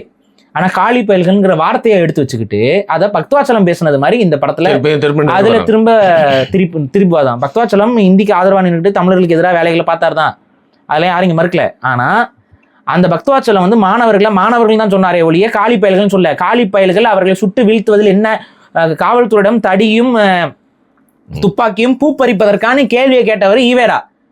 ஒரு படி மேலே போய் போலீஸ்காரங்க துப்பாக்கி சூட்டில் கூட போராட்டக்காரர்கள் கலைஞ்சு போல, என்னுடைய இயக்க தோழர்கள் கையில் நான் வந்து எரி எண்ணெயும் கொல்லிக்கட்டையும் கொடுத்து கொளுத்துறாவீங்களா அப்படின்னு சொல்லி விட்டதுனால தான் அந்த பயத்தில் தான் அவங்க ஓடி போய் ஒளிஞ்சாங்க அப்படின்னு சொல்லி எழுதுகிற நபர் ஈவேரா. அவருடைய ஃபோட்டோவை வந்து சிவகார்த்திகேயன் வீட்டில் மாட்டி வச்சிருக்க மாதிரி ஒரு ஃப்ரேமில் காட்டுறீங்க. அதாவது சிவகார்த்திகேயன் வந்து அவர்கிட்ட போயிட்டு ஏதோ பதக்கம் வாங்கிட்டு வருது, யுனெஸ்கோ விருது தான் அது. நான் சொல்கிறேன், ஈவேரா வாங்கினார்ல ஒரு யுனெஸ்கோ யுனெஸ்கோ மன்றத்துடைய சிவகார்த்திகேயன் வீரமணி அவர்கள் இப்போ பொறிச்சு கொடுத்த அந்த யுனெஸ்கோ பதக்கத்தை வந்து, இந்தா நீ ஒரு யுனெஸ்கோ வீரன், அதுவும் வந்து பிராமி மொழிக்காக, தமிழ் மொழி இல்ல பிராமி மொழிக்காக நீ வந்து போராடிக்கிட்டு கொண்டு இருக்கிறா, இந்த பிராமி மொழிக்காகன்னு சொல்லி கொடுத்த மாதிரி ஒரு பதாக. இந்த பக்கம் அண்ணா, அந்த பக்கம் ஈவேரா, இவங்க மட்டும்தான்ப்பா மொழிக்காக போராடினாங்க. இதெல்லாம் மஞ்சள் துண்டு வேற போட்டு வேற ஒருத்தரை கேமியோவில் கொண்டு வந்து அவரை பெஞ்சு தட்டை விட்டுட்டு இவங்க தான் ஒட்டு மொத்தமாக மொழிக்காக போராடினாங்க. அதில் பார்த்தீங்கன்னா என்ன ஒரு இந்த படத்தில் நடித்த மெம்பர்ஸு அதெல்லாம் வச்சு கணக்கு பண்ணி பார்க்கும் பொழுது ஒரு கிட்டத்தட்ட மொழி போராட்டத்தில் கலந்து கொண்ட 90% மக்கள் வந்து தெலுங்கர்கள் அப்படிங்கிற மாதிரி இந்த கோங்கரா சட்னி வந்து பொங்கலில் கோங்கராவை கலந்து, சரி கோங்கரா சட்னியில் கொஞ்சோண்டு பொங்கலை கலந்து நம்ம தலையில் கட்ட பார்க்குறாங்க. இதுதான் இந்த படத்துடைய நம்மளுடைய ரிவ்யூ. ஆனால் யாரும் ஏற்றுக்கல இந்த படத்தை, ஓடலை, ஏற்றுக்கல. இப்போ யாரும் பார்த்துறாதீங்கன்னு தான் நான் சொல்ல முடியும். இந்த படத்தை நீங்கள் பார்க்கறதுனால உண்மையிலே வந்து அது உங்களுக்கு நேர விரையும், உணர்வுகள் விரையும். ஏன்னா இந்த படத்தில் நடுவில் நம்ம கொஞ்சம் உணர்வுகள் வரும், புரியுதா? அந்த உணர்வு அடுத்த நிமிஷம் அவங்களே தள்ளி அனுப்பிடுவாங்க. நான் அதுக்கு ஒரு காட்சி நான் சொல்கிறேன். என்ன பண்ணுவாங்கன்னா, அங்கே மக்கள்லாம் செத்துக்கிட்டு இருப்பாங்க, அங்கே மக்கள் எல்லாம் சுட்டுக்கிட்டு இருப்பாங்க. இதெல்லாம் வந்து இவங்களுக்கு தெரியும், மக்கள் எல்லாம் கொண்டுகிட்டு இருக்காங்க, சுட்டுக்கிட்டு இருக்காங்கன்ட்டு. இந்த நேரத்தில் காமெடி வேணுமா படத்தில்? இந்த நேரத்தில் வண்டி ஓட்ட தெரியாமல் ஒருத்தர் லாரி எடுத்துகிட்டு போகிற ஒரு காமெடி வருமா இந்த படத்தில்? இதில் எதுக்கு இந்த காமெடி? ஏதாவது உணர்வு இருக்கு எவனாவது இந்த இடத்துல காமெடி சென்ஸ் வைப்பானா? இப்போ அவருக்கு லாரி ஓட்ட தெரியுதுன்னே இருந்துட்டு போட்டுமே, என்ன இப்போ அவருக்கு லாரி ஓட்ட தெரியுது இருந்துட்டு போட்டுமே, இந்த அது வரை ஓட்ட தெரிஞ்சு ஓட்டுற இப்போ என்ன இடிச்சு ஏதாவது விழுகிற மாதிரி காட்சி வந்துச்சா? அந்த லாரி ஏதாவது கவுந்து விழுகிற மாதிரி காட்சி ஏதாவது இருக்கா? ஒரு ஓட்ட தெரியாமல் ஓட்டிட்டு போய் இடிச்சுட்டு இருக்கிற மாதிரி ஏதாவது நீங்கள் அவருக்கு ஓட்ட தெரியாமல் எடுத்து ஓட்டினாருன்னு சொல்லலாம். அதை சொல்கிறதுக்கு ஒரு வாய்ப்பு இருக்குது. அந்த படத்தில் அவருக்கு லாரி ஒழுங்காக தான் ஓட்டிட்டு போவார், ஆனா அவருக்கு ஓட்ட தெரியாதுங்க, ஓட்ட தெரியாம ஓட்டுறீங்களா அப்படி இப்படின்னு அது ஒரு 2 டைலாக். எங்க மக்கள்லாம் செத்துக்கிட்டு இருப்பாங்க.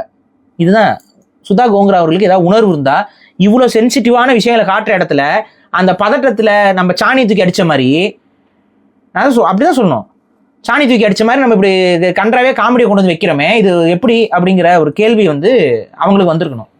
ஸோ மொத்தத்தில் மக்களை போய் இந்த படத்தை பார்த்துறாதீங்கப்பா அப்படின்னு நீங்கள் வந்து வார்னிங் பண்ணுறீங்க. நீங்க பார்த்தீங்கன்னா இது வந்து மொழி போராட்டம் இல்லை, இது வந்து இவங்க இந்த திராவிட கூட்டத்தோட நாங்க படுற போராட்டத்தை தான் அந்த எடுத்து வச்சிருக்காங்க. அக்கப்போர் இது. ஒரு உண்மையான மொழி போராட்டமும் அந்த உணர்வையும் எவ்வளவு அழகா கடத்த முடியும். அது ஒரு சில காட்சிகள் இருக்கு, நான் இல்லைன்னு சொல்ல. அந்த ஒரு மாணவன் வந்து பெட்ரோலை ஊத்திக்கிட்டு எரிக்கிற காட்சி ஒன்று இருக்கும், அது உண்மையிலேயே மனம் நொந்து போற மாதிரி தான் இருக்கும். அவன் வந்து காலில் விழுந்து காங்கிரஸ் கட்சி ஆட்கள்கிட்ட, சிஎம் கிட்ட, அதான் நடந்தது என்னன்னா காங்கிரஸ் இதுதான், அவங்க வந்துட்டு காலில் விழுந்துட்டு இது பண்றப்ப இந்த படம் பைத்தியக்காரா அப்படின்னு சொல்லிட்டு ஒரு ஐஏஎஸ்க்கு ப்ரிப்பேர் பண்ற ஒரு மாணவனை வந்து படம் பைத்தியக்காரான்னு சொல்லிட்டு உதாசீனப்படுத்திக்கிட்டு போற மாதிரி இருக்கும். அன்றைய காங்கிரஸ்காரர்களுடைய உளவியல் இதுவாக தான் இருந்துச்சு. திமிர் எடுத்து போய் தான் அலைஞ்சாங்க. பெரும் பணக்காரர்களும் செல்வ குடோன்களாக இருந்த மூட்டைகளாக அடுக்கி வைத்திருந்தவர்கள் தான் இந்த காங்கிரஸ் கட்சியில் இருந்தாங்க.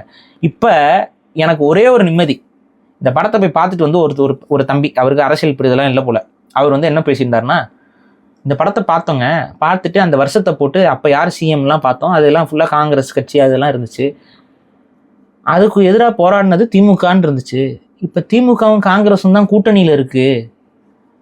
அவர் கேட்குறாப்புல, உண்மையாகவே அவருக்கு இந்த மொழி போராட்டம்னா என்னென்னு கொஞ்சம் ஏதோ லைட்டாக வந்து சினாப்சிஸ் வந்த உடனே என்னன்னு தேடி பார்த்துருக்காரு கூகுளில். அவருக்கு நம்பிக்கை இல்லை, சுதா கோங்கரா மேலே நம்பிக்கை இல்லை, கூகுளில் தேடி பார்த்துருக்காரு. கூகுளில் தேடி பார்த்தோன்னே காங்கிரஸும் டிஎம்கேவும் தான் கூட்டணி இருக்கு, எப்படின்னே அவருக்கு புரியலையா. அப்போ இவ்வளோ அட்டூழியம் பண்ண அயோக்கியத்தனம் பண்ணவங்களோடயா நீ கூட்டணியில் இருக்கேன்னு சொல்லி இப்போ திமுக பார்த்து கேள்வி கேட்குறாரு. அதுக்கு விளக்கம் கொடுத்துருங்க. திமுக காரர்களே, மொழியை திணித்த, உன் மொழியை மதிக்காம உன் மொழியை அழிக்க பார்த்த, உன்னோட அடையாளத்தை அழிக்க பார்த்த, அவர்களுக்காக உயிரெல்லாம் தியாகம் பண்ணி 500 மாணவர்களுக்கு மேலே 500 மக்களுக்கு மேலே இறந்து குழந்தைகள்லாம் சாகடிச்சு காவு கொடுத்து, அதில் வந்து ஒரு மாணவனை வந்து அதான் அந்த இவர் அதர்வா கேரக்டர் வந்து சாக்கடையில் பணமாக்கி விட்டோம் அப்படின்னு சொல்லுவாங்க, அந்த அளவுக்கு இழிவுபடுத்தி. அதே போல் இவரை வந்து தப்பிக்க விட்டுருவாரு ஒரு அதிகாரி, அவரையும் சுட்டு கொள்ற மாதிரிலாம். ஸோ இந்த மாதிரி எத்தனையோ பேர் வந்து அந்த போராட்ட காலகட்டத்தில் பெரிய அளவு இந்திய எதிர்ப்பு போராட்டத்தில் ஒரு பெரிய அடக்குமுறையை வந்து தமிழர்கள் சந்தித்தார்கள். நான் தான் சொல்கிறேன், ஒரு 500 பேரை சாகடிக்கிறதுங்கிறது சாதாரண விஷயம் இல்லை. எங்க ஸ்டெர்லைட் போராட்டத்தில் 17 பேரை வந்து கொன்னது எந்த அளவுக்கு ஒரு இம்பாக்டை வந்து இன்னைக்கு வரைக்கும் மக்கள் மனதில் ரணமாக்குது. அதோட பெரிய 17 பேர் எவ்வளோ ரணமா இருக்கு இன்னைக்கு. 500 பேர் எவ்வளோ பெரிய ரணமா இருந்திருக்கா இன்னைக்கு. அவ்வளோ ரணமான வரலாறு இது. அந்த ரணமான வரலாறுல வந்து உட்காந்துக்கிட்டு நீ வந்து டியூயட்டு அந்த இது, அதுவும் தெலுங்கு பொண்ணை லவ், ஏன் உனக்கு தமிழ் பொண்ணே கிடைக்கலையா? ஒரு தமிழ் பொண்ணை லவ் பண்ற மாதிரி காட்ட வேண்டியதானே. எல்லா இடத்துலயும் அந்த இடத்துல வந்து தெலுங்கு தெலுங்கு தெலுங்கு தெலுங்கு, எதுக்கு இந்த தெலுங்கு, இத்தனை தெலுங்கு மயமாக்கி வச்சிருக்கு. சரி, தமிழுக்காக மக்கள் போராடினாங்கிறத கூட வாயில வாழ்க தமிழ்னு சொல்ல தெரிஞ்சவன் பிராமியா. அந்த தமிழ் பிராமின் கூட 2000 வருஷம் பழமையானது. என்ன 2000 வருஷம் பழமையானது தமிழ் பிராமியா? அதை சொல்றதுக்கு என்ன வழி? வாய் முழுங்கிக்கிறீங்க. அப்ப புரியுதா? அப்ப தமிழ் மொழி பழமையான மொழி, அதோட எழுத்துக்கள் 2000 ஆண்டுகளுக்கு முன்பாகவே நமக்கு கல்வெட்டுகள்ல கிடைக்குதுன்னு சொன்னா ஏத்துக்க முடியாத தெலுங்கர்கள், ஏத்துக்க முடியாத பெங்காலிகள், ஏத்துக்க முடியாத கன்னடர்கள் என் மொழிக்காக வந்து போராடினான்னு சொன்னா நான் ஏத்துக்கணுமா? இந்த கேள்வி வரும்ல. இதுதான் கேள்வி. இதை நீ வந்து தமிழ் மொழி அப்படின்னு எழுதிட்டு தமிழ்ல பச்சை குத்துனா சிவகார்த்திகேயன் ஏத்துக்க மாட்டான். ஆனா இவனுங்களாம் எனக்காக போராடினாங்கன்னு சொன்னா நான் மட்டும் விரல சுப்பி ஏத்துக்கணும். அதானே சொல்ல வர? ஏன்னா நான் மரமண்டை, நான் முட்டாளு, என்கிட்ட அதிகாரம் கிடையாது. எம்எல்ஏ எம்பி எல்லாம் உங்க ஆளுக, அவங்க இதுல வந்து படத்தை எடுத்து போட்டுடலாம், நீங்க அந்த படத்தை எல்லாம் பார்த்துடலாம், இவன் தலையில என்ன வேணாலும் எழுதலாம், இவன் வரலாறு என்ன வேணாலும் எழுதலாம், உனக்காக போராடினவன் நாங்க தான். அப்ப அப்பட்டமான அயோக்கியத்தனம், வரலாற்று திருட்டு இந்த படம். உணர்வை காட்டுறேங்கிற பேர்ல எங்க பேசிக்குங்க 500 பேர் செத்து எரிச்சு நெருப்புல வாட்டுற மாதிரி காட்சிகளை வச்சுட்டு நெருப்புல எரிச்சுக்கிட்டு இருப்பாங்கங்க. அடுத்து அதை பத்தி எவனுமே பேசலைங்க. படத்துல கடந்து போயிடும். 500 பேர் செத்தான் எரிச்சான், அவ்வளவுதான். ஏதாவது வந்துச்சு அதை பத்தி அடுத்த டிஸ்கஷன்? சிவகார்த்திகேயன் பேசினாரா? கண்ணு முன்னாடி போனா எரிஞ்சுக்கிட்டு இருந்துச்சு அந்த பொம்பளை, அந்த ஹீரோயின் பேசிச்சா? யார் பேசினா? யாருமே பேசல.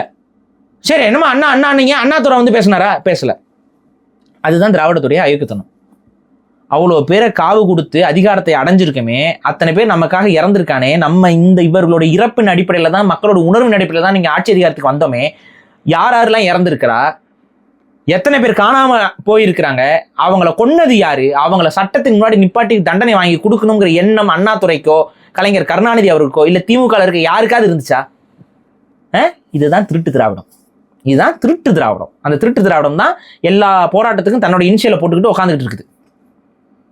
இதுதான் நீங்க பார்க்க முடியும். அதோட ப்ராடக்ட் தான் அதோட ப்ராடக்ட் தான் இது. ஸோ ஒட்டுமொத்தமாக இந்த படம் வந்து ஒரு திருட்டுத்தனமான ஒரு படம். இது திருட்டு திராவிடத்துடைய படமாகத்தான் இருக்கு. இதில் என்ன கொடுமை என்னன்னா, இதுக்கு நீங்கள் தெலுங்கு மக்கள் போராடினாங்கன்னு நீங்கள் படத்தை எடுத்துருந்தீங்கன்னா படம் கரெக்டாக இருந்திருக்கும். ஆனால் எனக்கு தெரிஞ்சு இந்த படத்தை நான் தெலுங்கு வெர்ஷனில் பார்த்துருந்தேன்னா படம் கரெக்டாக இருந்திருக்கும். புரியுது. எல்லாம் அவங்க ஒரு நேட்டிவ் லாங்குவேஜ்லேயே அவங்களே பேசிக்கிட்டு இருந்திருப்பாங்க. So no issues. ஆனால் அதை தமிழில் பார்க்கும்போது தான் நமக்கு ஒட்டவே கிடையாது. அது வந்து முழுக்க வந்து ஒரு அருவருப்பாக இருக்குது படத்தில். இதில் உண்மையாக உணர்வு நமக்கு வருது. நம்ம மக்கள் எவ்வளவு துயரப்பட்டிருப்பாங்கன்னா நம்ம உண்மைய சம்பவங்களை மனசுல நினைச்சுதான் வேதனைப்படுற மாதிரி இருக்கு. இந்த காட்சிகளை பார்க்கும் பொழுது இந்த மாதிரி தானே நம்ம மக்கள் அடிபட்டு இருப்பாங்கிற எண்ணத்துல தான் நமக்கு கவலை வருதே ஒழிய, அந்த கதாபாத்திரங்கள் பண்ற எந்த ஒரு இதுமே வந்து மனசுல ஒட்டல. இந்த படத்துல நடித்த நடிகர்கள் மீதுலாம் எங்களுக்குலாம் கோபம்லாம் கிடையாது. உங்களுக்கு ஸ்கிரிப்ட் கொடுத்தாங்க, நீங்க நடிக்கிறீங்க. ஆனா இந்த ஸ்கிரிப்டே தப்பான ஸ்கிரிப்ட். இந்த ஸ்கிரிப்டே வந்து எங்களுடைய மொழி போராட்டத்தை சிறுமைப்படுத்தும் விதமாக தான் இந்த படம் எடுத்து வச்சிருக்கீங்க. கஷ்டப்பட்டு அடிபட்டு ஒரு விஷயத்தை நம்ம அடைஞ்சிருக்கிறோம், அதுவும் கூட உனக்கு சொந்தம் கிடையாதுன்னு சொல்லி அந்த உழைப்பையும் திருடுற வேலையை தான் சுதா கோங்கரா அவர்கள் பண்ணியிருக்கிறாங்க. அதுவும் உனக்கு சரியில்லை, நாங்கள் தான் அப்படிங்கிற மாதிரி எல்லாத்துலேயும் திராவிட ஸ்டிக்கர். ஸோ இதுதான் இந்த படத்துடைய அல்டிமேட். இது இல்லை திட்டினா திட்டிகிட்டே இருப்பேன். பட் இல்லை, இந்த படத்து மேலே ஒட்டுற ஸ்டிக்கர் எப்படின்னா லேப்டாப் மேலே ஒட்டின அந்த ஸ்டிக்கர் மாதிரி பசங்க தின்னர் போட்டு எடுத்து போட்டு போயிட்டே இருப்பாங்க. அதே போல் இன்னொன்று, இந்த படத்தில் ஒரே ஒரு ப்ளஸ் பாயிண்ட் ஒன்று இருக்குது. அது என்ன, இந்த படத்தோட ஒட்டுமொத்த ப்ளஸ் பாயிண்ட் என்னென்னா, மொழிக்காக இத்தனை பேர் இறந்துருக்குறாங்க அப்படிங்கிற ஒரு ஸ்டேட்மெண்ட் மட்டும் மக்களுக்கு போய் சேரலாம். ஏன்னா மொழிக்காக இவ்வளோ பேர் செத்துருக்குறாங்க தமிழ்நாட்டில் அப்படிங்கிற ஒரு கான்செப்ட். ஆனால் அதையும் ஒழுங்காக போய் சேர்க்கல இவங்க. ஆனால் இந்த படத்துடைய இந்த தேடல் இன்னைக்கு உருவாகியிருக்கு. இந்த தேடலை தேடி பார்ப்பாங்க, யார் செத்துருக்கா, அதுக்கு பின்னாடி நடந்த அரசியல் என்ன அப்படிங்கிறது விவாத பொருளாகுது. அதன் மூலமாக தமிழர்கள் எல்லாருக்குமே அந்த இன உணர்வு நம் முன்னோர்களுக்கு எவ்வளோ இருந்துச்சு, எந்த அளவுக்கு மொழிக்கு அவங்க முக்கியத்துவம் கொடுத்தாங்கங்கிற அந்த ஒரு விஷயம் வந்து இன்னைக்கு இருக்கக்கூடிய இந்த ஜென்சி இளைஞர்கள் இவங்களுக்கெல்லாம் வந்து ஒரு திறவுகோலாக இருந்திருக்கு. ஸோ அந்த விதத்தில் வேணால் இந்த படத்தை வந்து நம்ம ஏதோ வந்ததுக்கு இது மட்டும்தான் இது பண்ணுது. ஆனால் அது இந்த திராவிடத்துக்கு பாதகமாக தான் போய் முடிய போகுது. இல்லை, அப்படிதான் முடிஞ்சிருக்கு. இப்போ பாதகமாக தான் அது முடிய போகுது. தமிழ் உணர்வு மேலோக திராவிடத்தை மக்கள் தமிழர்கள் மண்ணோடு மண்ணாக புதைத்து விடுவார்கள். இவ்வளோதான் விஷயம். இதில் இன்னொரு விஷயம் சொல்ல வேண்டியிருக்கு. இந்த படத்தை காரணம் வச்சுட்டு இப்போ எங்களை போன்ற தமிழ் தேசியவாதிகள் இந்த படத்தை விமர்சிக்கிறது ஒரு நியாயம் இருக்குது. ஏன்னா எங்களுடைய போராட்டத்தை கொச்சைப்படுத்தி காட்டுறதாக இருக்குது இந்த படம் அப்படிங்கிறத நாங்கள் சொல்கிறோம். ஆனால் சில ஆர்எஸ்எஸ் மற்றும் இந்துத்துவ சக்திகள் வந்துட்டு அப்படியே ஒட்டுமொத்தமாக தமிழ் போராட்டத்தையே வந்து இந்திய எதிர்ப்பு போராட்டத்தையே வந்து கொச்சைப்படுத்துகிற விதமாக சிலர் பேசுகிறதையும் கவனிக்க நேர்ந்தது. அவங்க கிட்ட கேட்டால் இப்போ வந்து பக்கத்து மாநிலத்திலாம் வந்து அவங்க மொழி அழிஞ்சா போயிடுச்சு, ஆந்திராவில் அவன் மொழி அழிஞ்சு போச்சா, கர்நாடகத்தில் அவன் மொழி அழிஞ்சு போச்சா, கேரளாவில் அவன் மொழி அழிஞ்சு போச்சா, அவங்களாம் படிக்காமல் இருக்காங்களா, இது பண்ணாமல் இருக்கானா, முன்னேறாமல் இருக்கானா, தமிழ் மொழியில் வந்து அறிவியலை வளர்ப்பாங்கன்னு சொன்னால் வெறும் புலவர்களை வச்சுட்டு வைரமுத்துக்களை வளர்த்துக்கிட்டு இருக்காங்க அப்படிலாம் வந்து சிலர்லாம் சொல்கிறது நமக்கு காதில் விழுகுது. ஒரே ஒரு விஷயத்த சொல்கிறேன். முதல்ல இந்த நீட் எக்ஸாமுக்கு ஏதாவது பாருங்கப்பா. தமிழ் மாணவர்களுக்கு தான் வந்து வாய்ப்புகள் மறுக்கப்பட்டு இருக்கு. நீ வந்து உன்னோடைய பிரச்சனை என்ன அப்படின்னா, இங்கே அவனுக்கு தமிழ் மொழி பிரச்சனையா அப்படின்னு நல்லா யோசிச்சு பார்த்தா கிடையாது. இந்த இனத்தவனுடைய மொழி தமிழ் அப்படிங்கிறதுனால தான் அவனுக்கு அது பிரச்சனை. இதை மண்டையில் ஏற்றிக்கோங்க. இந்த இனத்தவனுடைய மொழி தமிழ், இந்த இனம்தான் அவனுக்கு பிரச்சனை. இங்கே மொழியே இல்லைன்னா கூட இவன் என்ன தெரியுமா பண்ணுவான், இவன் வரக்கூடாது அவன் வரக்கூடாதுன்னு சொல்லிட்டு ஏதாவது ஒரு சட்டத்தை போட்டுக்கிட்டு தான் இருப்பான். இப்போ இந்த நீட் எக்ஸாம் மூலமா என்ன பண்ணி வச்சிருக்கீங்க, தமிழ் மாணவர்களும் தமிழ் மாணவ செல்வங்கள் வந்து மருத்துவ கனவை எட்ட முடியாமல். இப்போ உங்களுக்குலாம் உண்மையிலே கவலை இருக்கா, தமிழ் மொழியில் வந்து அறிவியல் இல்லைங்கிற கவலை உங்களுக்கு இருக்கா? சரி, தமிழ் மொழியில் அறிவியலை நாங்கள் உருவாக்கி தரோம், அது இந்தியா ஏற்றுக்குமா? இப்படி தமிழ் மொழியில் அறிவியலை நாங்கள் பாடத்திட்டத்துக்குள்ளே கொண்டு வந்துட்டோம்னா நீங்கள் அதை ஏற்றுக்க போகிறீங்களா? வேணுமா 5ஆம் கிளாஸ் வரைக்கும் தமிழ் மொழி படித்தா போதும்னு சொல்லிட்டு ஒரு புது கல்விக் கொள்கையை கொண்டு வந்து உட்கார வச்சுக்கிட்டு நீங்களாம் பேசுறதுக்கு துப்பு இருக்காது அது உங்களுக்குலாம்? தாய்மொழி கல்வி வந்து 5ஆம் வகுப்பு வரைக்கும் இருந்தால் போதுமா? 5ஆம் வகுப்புக்குள்ளே நீ வந்து அறிவியலை கொண்டு வந்துடுவ. இதுதான் தாய்மொழி பாதுகாப்பு. எவ்வளோ சிறுமைப்படுத்திக்கிட்டு இருக்காங்க பார்த்தீங்களா? உனக்கு என்னையா, நீ உன் ஹிந்தியை தூக்கிட்டு நீ படிக்கிறத உன ஏதாவது தடுத்தோமா? நாங்கள் உன் ஹிந்தியை நீ படிக்கிறது நாங்கள் தடுத்தோமா? நீ படிச்சுக்கோ. தமிழ் மாணவர்கள், தமிழ் இனத்தவர்கள் தமிழ் படிக்கணும்னு நாங்கள் சொல்லும் பொழுது அது தேவையா? அதில் வேலை வாய்ப்பு வருமா? அது ஏன் இதையும் படிச்சுக்கலாமே, அதையும் படிச்சுக்கலாமே, நாங்கள் படிக்காமல் நாசமாக போகிறோம். உனக்கு என்ன வலிக்குதுன்னு கேட்குறேன் நான். உனக்கு என்ன வலிக்குது? நாங்கள் என்னமோ படிக்கிறோம், நாங்கள் இங்கிலீஷ் படிக்கிறோம், உனக்கு என்ன இப்போ வலிக்குது? ஆனால் இவங்களுக்கு என்னன்னா இந்த மொழியை அழிச்சிடணும் எப்படியாது, எவனா அது படிக்கக்கூடாது. நீ சொல்றியே ஆந்திராவில் மொழி இப்போ என்ன படிக்காமே போயிட்டாங்க, எத்தனை பேருக்கு எழுத படிக்க தெரியும் கேள்வி பாரு. இப்போ தமிழ்நாட்டில் எத்தனை பேருக்கு எழுத படிக்க தெரியும்? ஆந்திராவில் படித்தவர்களுக்கு எத்தனை பேருக்கு தெலுங்கு எழுத படிக்க தெரியும்?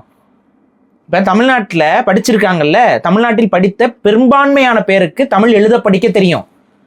ஆந்திராவில் படித்த பெரும்பான்மையான பேருக்கு தெலுங்கு எழுத வராது. படிக்கிறது கூட கொஞ்சம் பேர் படிப்பாங்க, எழுத வராது. இவ்வளோதான் அங்கே இருக்கு ஆந்திராவில். கர்நாடகத்துலேயும் அதே தான், கேரளாலையும் அதே தான். கேரளா இதுங்களோட ஒப்பிடும்போது கேரளா கொஞ்சம் பரவாயில்லையா இருக்கும். மலையாளம் ஓரளவுக்கு எழுத படிக்க தெரியும். ஆனால் ஆந்திரா அண்ட் கர்நாடகாவில் படிக்க தெரியாது ஒழுங்கா. நீங்கள் அப்புறம் மற்ற ஸ்டேட்டுக்கெலாம் போயிட்டீங்கன்னா சொல்லவே தேவையில்லை, பேச மட்டும்தான் தெரியும், அவங்களுக்கு எழுத தெரியாது. இப்படி தான் கிடக்கு பெரும்பான்மை. அங்கேயும் எழுதுறவன் இருப்பான், அங்கேயும் படிக்கிறவன் இருப்பான், கொஞ்சம் கொஞ்சம் பேர் இருக்க தான் செய்வான். ஆனால் அவன் மொழி அழிஞ்சிக்கிட்டே இருக்கு. இதில் வர தமிழ் மொழி செத்து போயிருங்க, தமிழ் மொழி செத்து போயிருங்க. சாகணும் தானே எல்லாம் பண்ணிட்டு இருக்கீங்க. தமிழ் மொழி சாகணும் தானே ஒவ்வொரு நாளும் உட்காந்து ஒன்னொன்னா யோசிச்சு பண்ணிட்டு இருக்கீங்க. தமிழ் வாழணும்னு பண்றீங்களா? தமிழ் வாழணும்னா முதல்ல இந்த கீழடியெல்லாம் எடுத்து தமிழ் பெருமையை வெளியில கொண்டு வா. அது அவ்வளோ பழமை இல்லை. ஏன் உனக்கு என்ன வலிக்குது? கார்பன் டேட்டிங்ல வந்துருச்சு பழமைன்னு எடுத்து பேச வேண்டியதானே. அவ்வளோ பழமையா சொல்லாதீங்க. ஏன் சொல்லக்கூடாது? இவங்க மாறவே இல்லை, இவங்க மாறவே இல்லை. காங்கிரஸ் போனாலும் சரி, பிஜேபி வந்தாலும் சரி, இவங்க மாற மாட்டாங்க. இவங்க பொதுவாக இவங்க ஹிந்துத்துவா, ஹிந்தியா, இதுதான் இவங்க. இவங்களுக்கு சான்ஸ் கிடைச்சதுன்னா திரும்ப ராணுவத்தை இறக்கி அடிப்பாங்க. சான்ஸுக்காக வெயிட் பண்ணிட்டு இருக்காங்க. அப்படியே ஏதாவது கிடைக்குமா, ஏதாவது கிடைக்குமா, எப்படி ஒடுக்கலாம், எப்படி அடிக்கலாம், எப்படி நாசமாக்கலாம். அணுகுலையா வாங்க. ஏங்க அணுகுல இருக்கக்கூடாதுங்க? தமிழ்நாட்டில் 2-3 அணுகுல இருக்கக்கூடாதுங்க? ஏங்க வேற இந்தியாவில் எந்த மாநிலத்துக்கு 2-3 அணுகுலாம் இருக்கு சொல்லுங்க? ஏங்க கேரளாவில் வைக்க மாட்டீங்களா? ஏன் ஆந்திராவில் வைங்க? ஏன் தமிழ்நாட்டிலே தான் வச்சுக்கணுமா எல்லாத்தையும்? இவ்வளோதான் விஷயம். அப்போ எப்படியாவது தமிழ்நாடு நாசமாக போயிடணும், தமிழை நாசமாக போயிடணும், அவன் என்னோட வளங்களை சுரண்டி எடுத்து தின்றணும். கேட்டால் இந்தியா வல்லரசு ஆகுதுங்க, இந்தியா வல்லரசு ஆகுதுங்க. இந்த உளவியலில் தான் இன்னைக்கு வரைக்கும் இந்த குரூப் அலையுது. அந்த குரூப்பை மாற்றுறதுலாம் இல்லை. அதுக்கு அந்த உணர்வுன்னு ஏதாவது தமிழ் பால் குடிச்சு வளர்ந்துருந்தா, தமிழ் தாய்ப்பால் குடிச்சு வளர்ந்துருந்தா அந்த உணர்வு இருக்கும். தாய்ப்பால் குடிக்காமல் ஏதோ பொட்டிப்பாலோ இல்லை ஹிந்தி பாலோ ஏதோ குடிச்சிட்டு வந்துருச்சுங்க போல. இதுக்கு அந்த உணர்வுலாம் வராது. ஸோ இதுங்க கூட வந்துக்கிட்டு தமிழ் போராட்டம்னா அது ஒரு போராட்டமா, அந்த இது போராட்டமா, அதெல்லாம் வெறிய, அதாவது திராவிட இயக்கம் மொழி வெறியை தூண்டி விட்டு தமிழர்கள் போராடி செத்து போயிட்டாங்க. ராஜா, எங்களுடைய மொழி எங்களுடைய உயிர் மூச்சு. அந்த உயிர் மூச்சு நசுக்கப்படும் பொழுது நாங்கள் போராடுறோம். ஆனால் தமிழ் மொழி உணர்வுகளை மூக்க நுழைச்சிக்கிட்டே இருக்கக்கூடாது. அதான் இவங்க பண்ணுறாங்க, தொடர்ச்சியாக அதான் பண்ணுறாங்க. ஸோ இந்த உளவியல் மாறணும். முதல்ல எது முக்கியம்னு பார்க்கணும். தாய்மொழி கல்வி மிக முக்கியம், தாய்மொழி கல்வி ரொம்ப முக்கியம். அதெல்லாம் ஒத்துக்கிறாங்க. ஆமாங்க, தாய்மொழி கல்வி முக்கியங்க. ஆனால் தாய்மொழியில் எதுவுமே கல்வியே இல்லையேங்க. வெறும் மொழி பாடத்தை மட்டும் என்னங்க படிக்கிறது? உருவாக்குறதை யார் தடுத்துக்கிறா? இப்போ நாளைக்கே நாங்கள் உருவாக்கி தரோம், எடுத்துக்க போறீங்களா? அப்போ யார் எதிராக நிற்பா? இவங்க நினச்சிக்கிறாங்க என்னமோ எல்லாரையும் குறை சொல்ல முடியாது. உருவாக்குறதுலாம் முயற்சி செய்யாமலாம் இல்லை. எந்த ஒரு முயற்சியுமே இவங்க அக்செப்ட் பண்ணிக்க மாட்டாங்க. ஏன் உட்காந்து மணிக்கணக்காக உட்காந்து வேலை செஞ்சுட்டு இருப்பான். இப்போ ஒரு மெடிக்கல் சிலபஸை நீங்கள் தமிழாக்கம் பண்ணுறீங்க, யார் அக்செப்ட் பண்ணணும்? சென்ட்ரல் கவர்மெண்ட் அக்செப்ட் பண்ணணும்ல, பண்ண மாட்டாங்க, முடிஞ்சு போயிடும். ஸோ இதுதான் தொடர்ச்சியாக தமிழ் சமூகத்திற்கு நடந்து கொண்டிருக்கக்கூடிய அநியாயம். ஸோ இந்த அநியாயத்தை தமிழர்கள் எல்லாம் உணர்வாக அந்த புரிதலோட மொழி போராட்டம்னா என்னங்கிறத தெரிஞ்சுக்கிட்டு ஒரு உண்மையான போராட்டம்னா என்னன்னு தெரிஞ்சுருவாங்க. தயவு செஞ்சு இந்த திராவிடத்துடைய இந்த மாயாஜல வித்தகையில் போய் மாட்டிக்காதுங்க. அவங்க இந்த மாதிரி சினிமா படம் எடுத்து நாங்கள் தான் பண்ணோன்னு அடுத்தவன் பெற்ற பிள்ளைக்கு இனிஷியலை போடுற ஒரு இழிவான வேலை. ஏன்னா அப்போ தான் அந்த புள்ள மேலே இருக்க சொத்தை ஆட்டையை போட முடியுங்கிற ஒரு நினப்பு தான் இவங்களுக்கு. இவங்களால எந்த நன்மையும் நமக்கு இருக்காதுங்கிறது தான் இந்த படத்துடைய முழுமையான பார்வை. பராசக்தி இஸ் திராவிட பக்தி, அதான் வந்து ரிவ்யூவோட என்ன சொல்றது, முடிவு. பராசக்தி இஸ் ஆக்சுவலி தீய சக்தி. தீய சக்தி, அதுதான் விஷயம். நன்றி பாருங்க. நன்றி.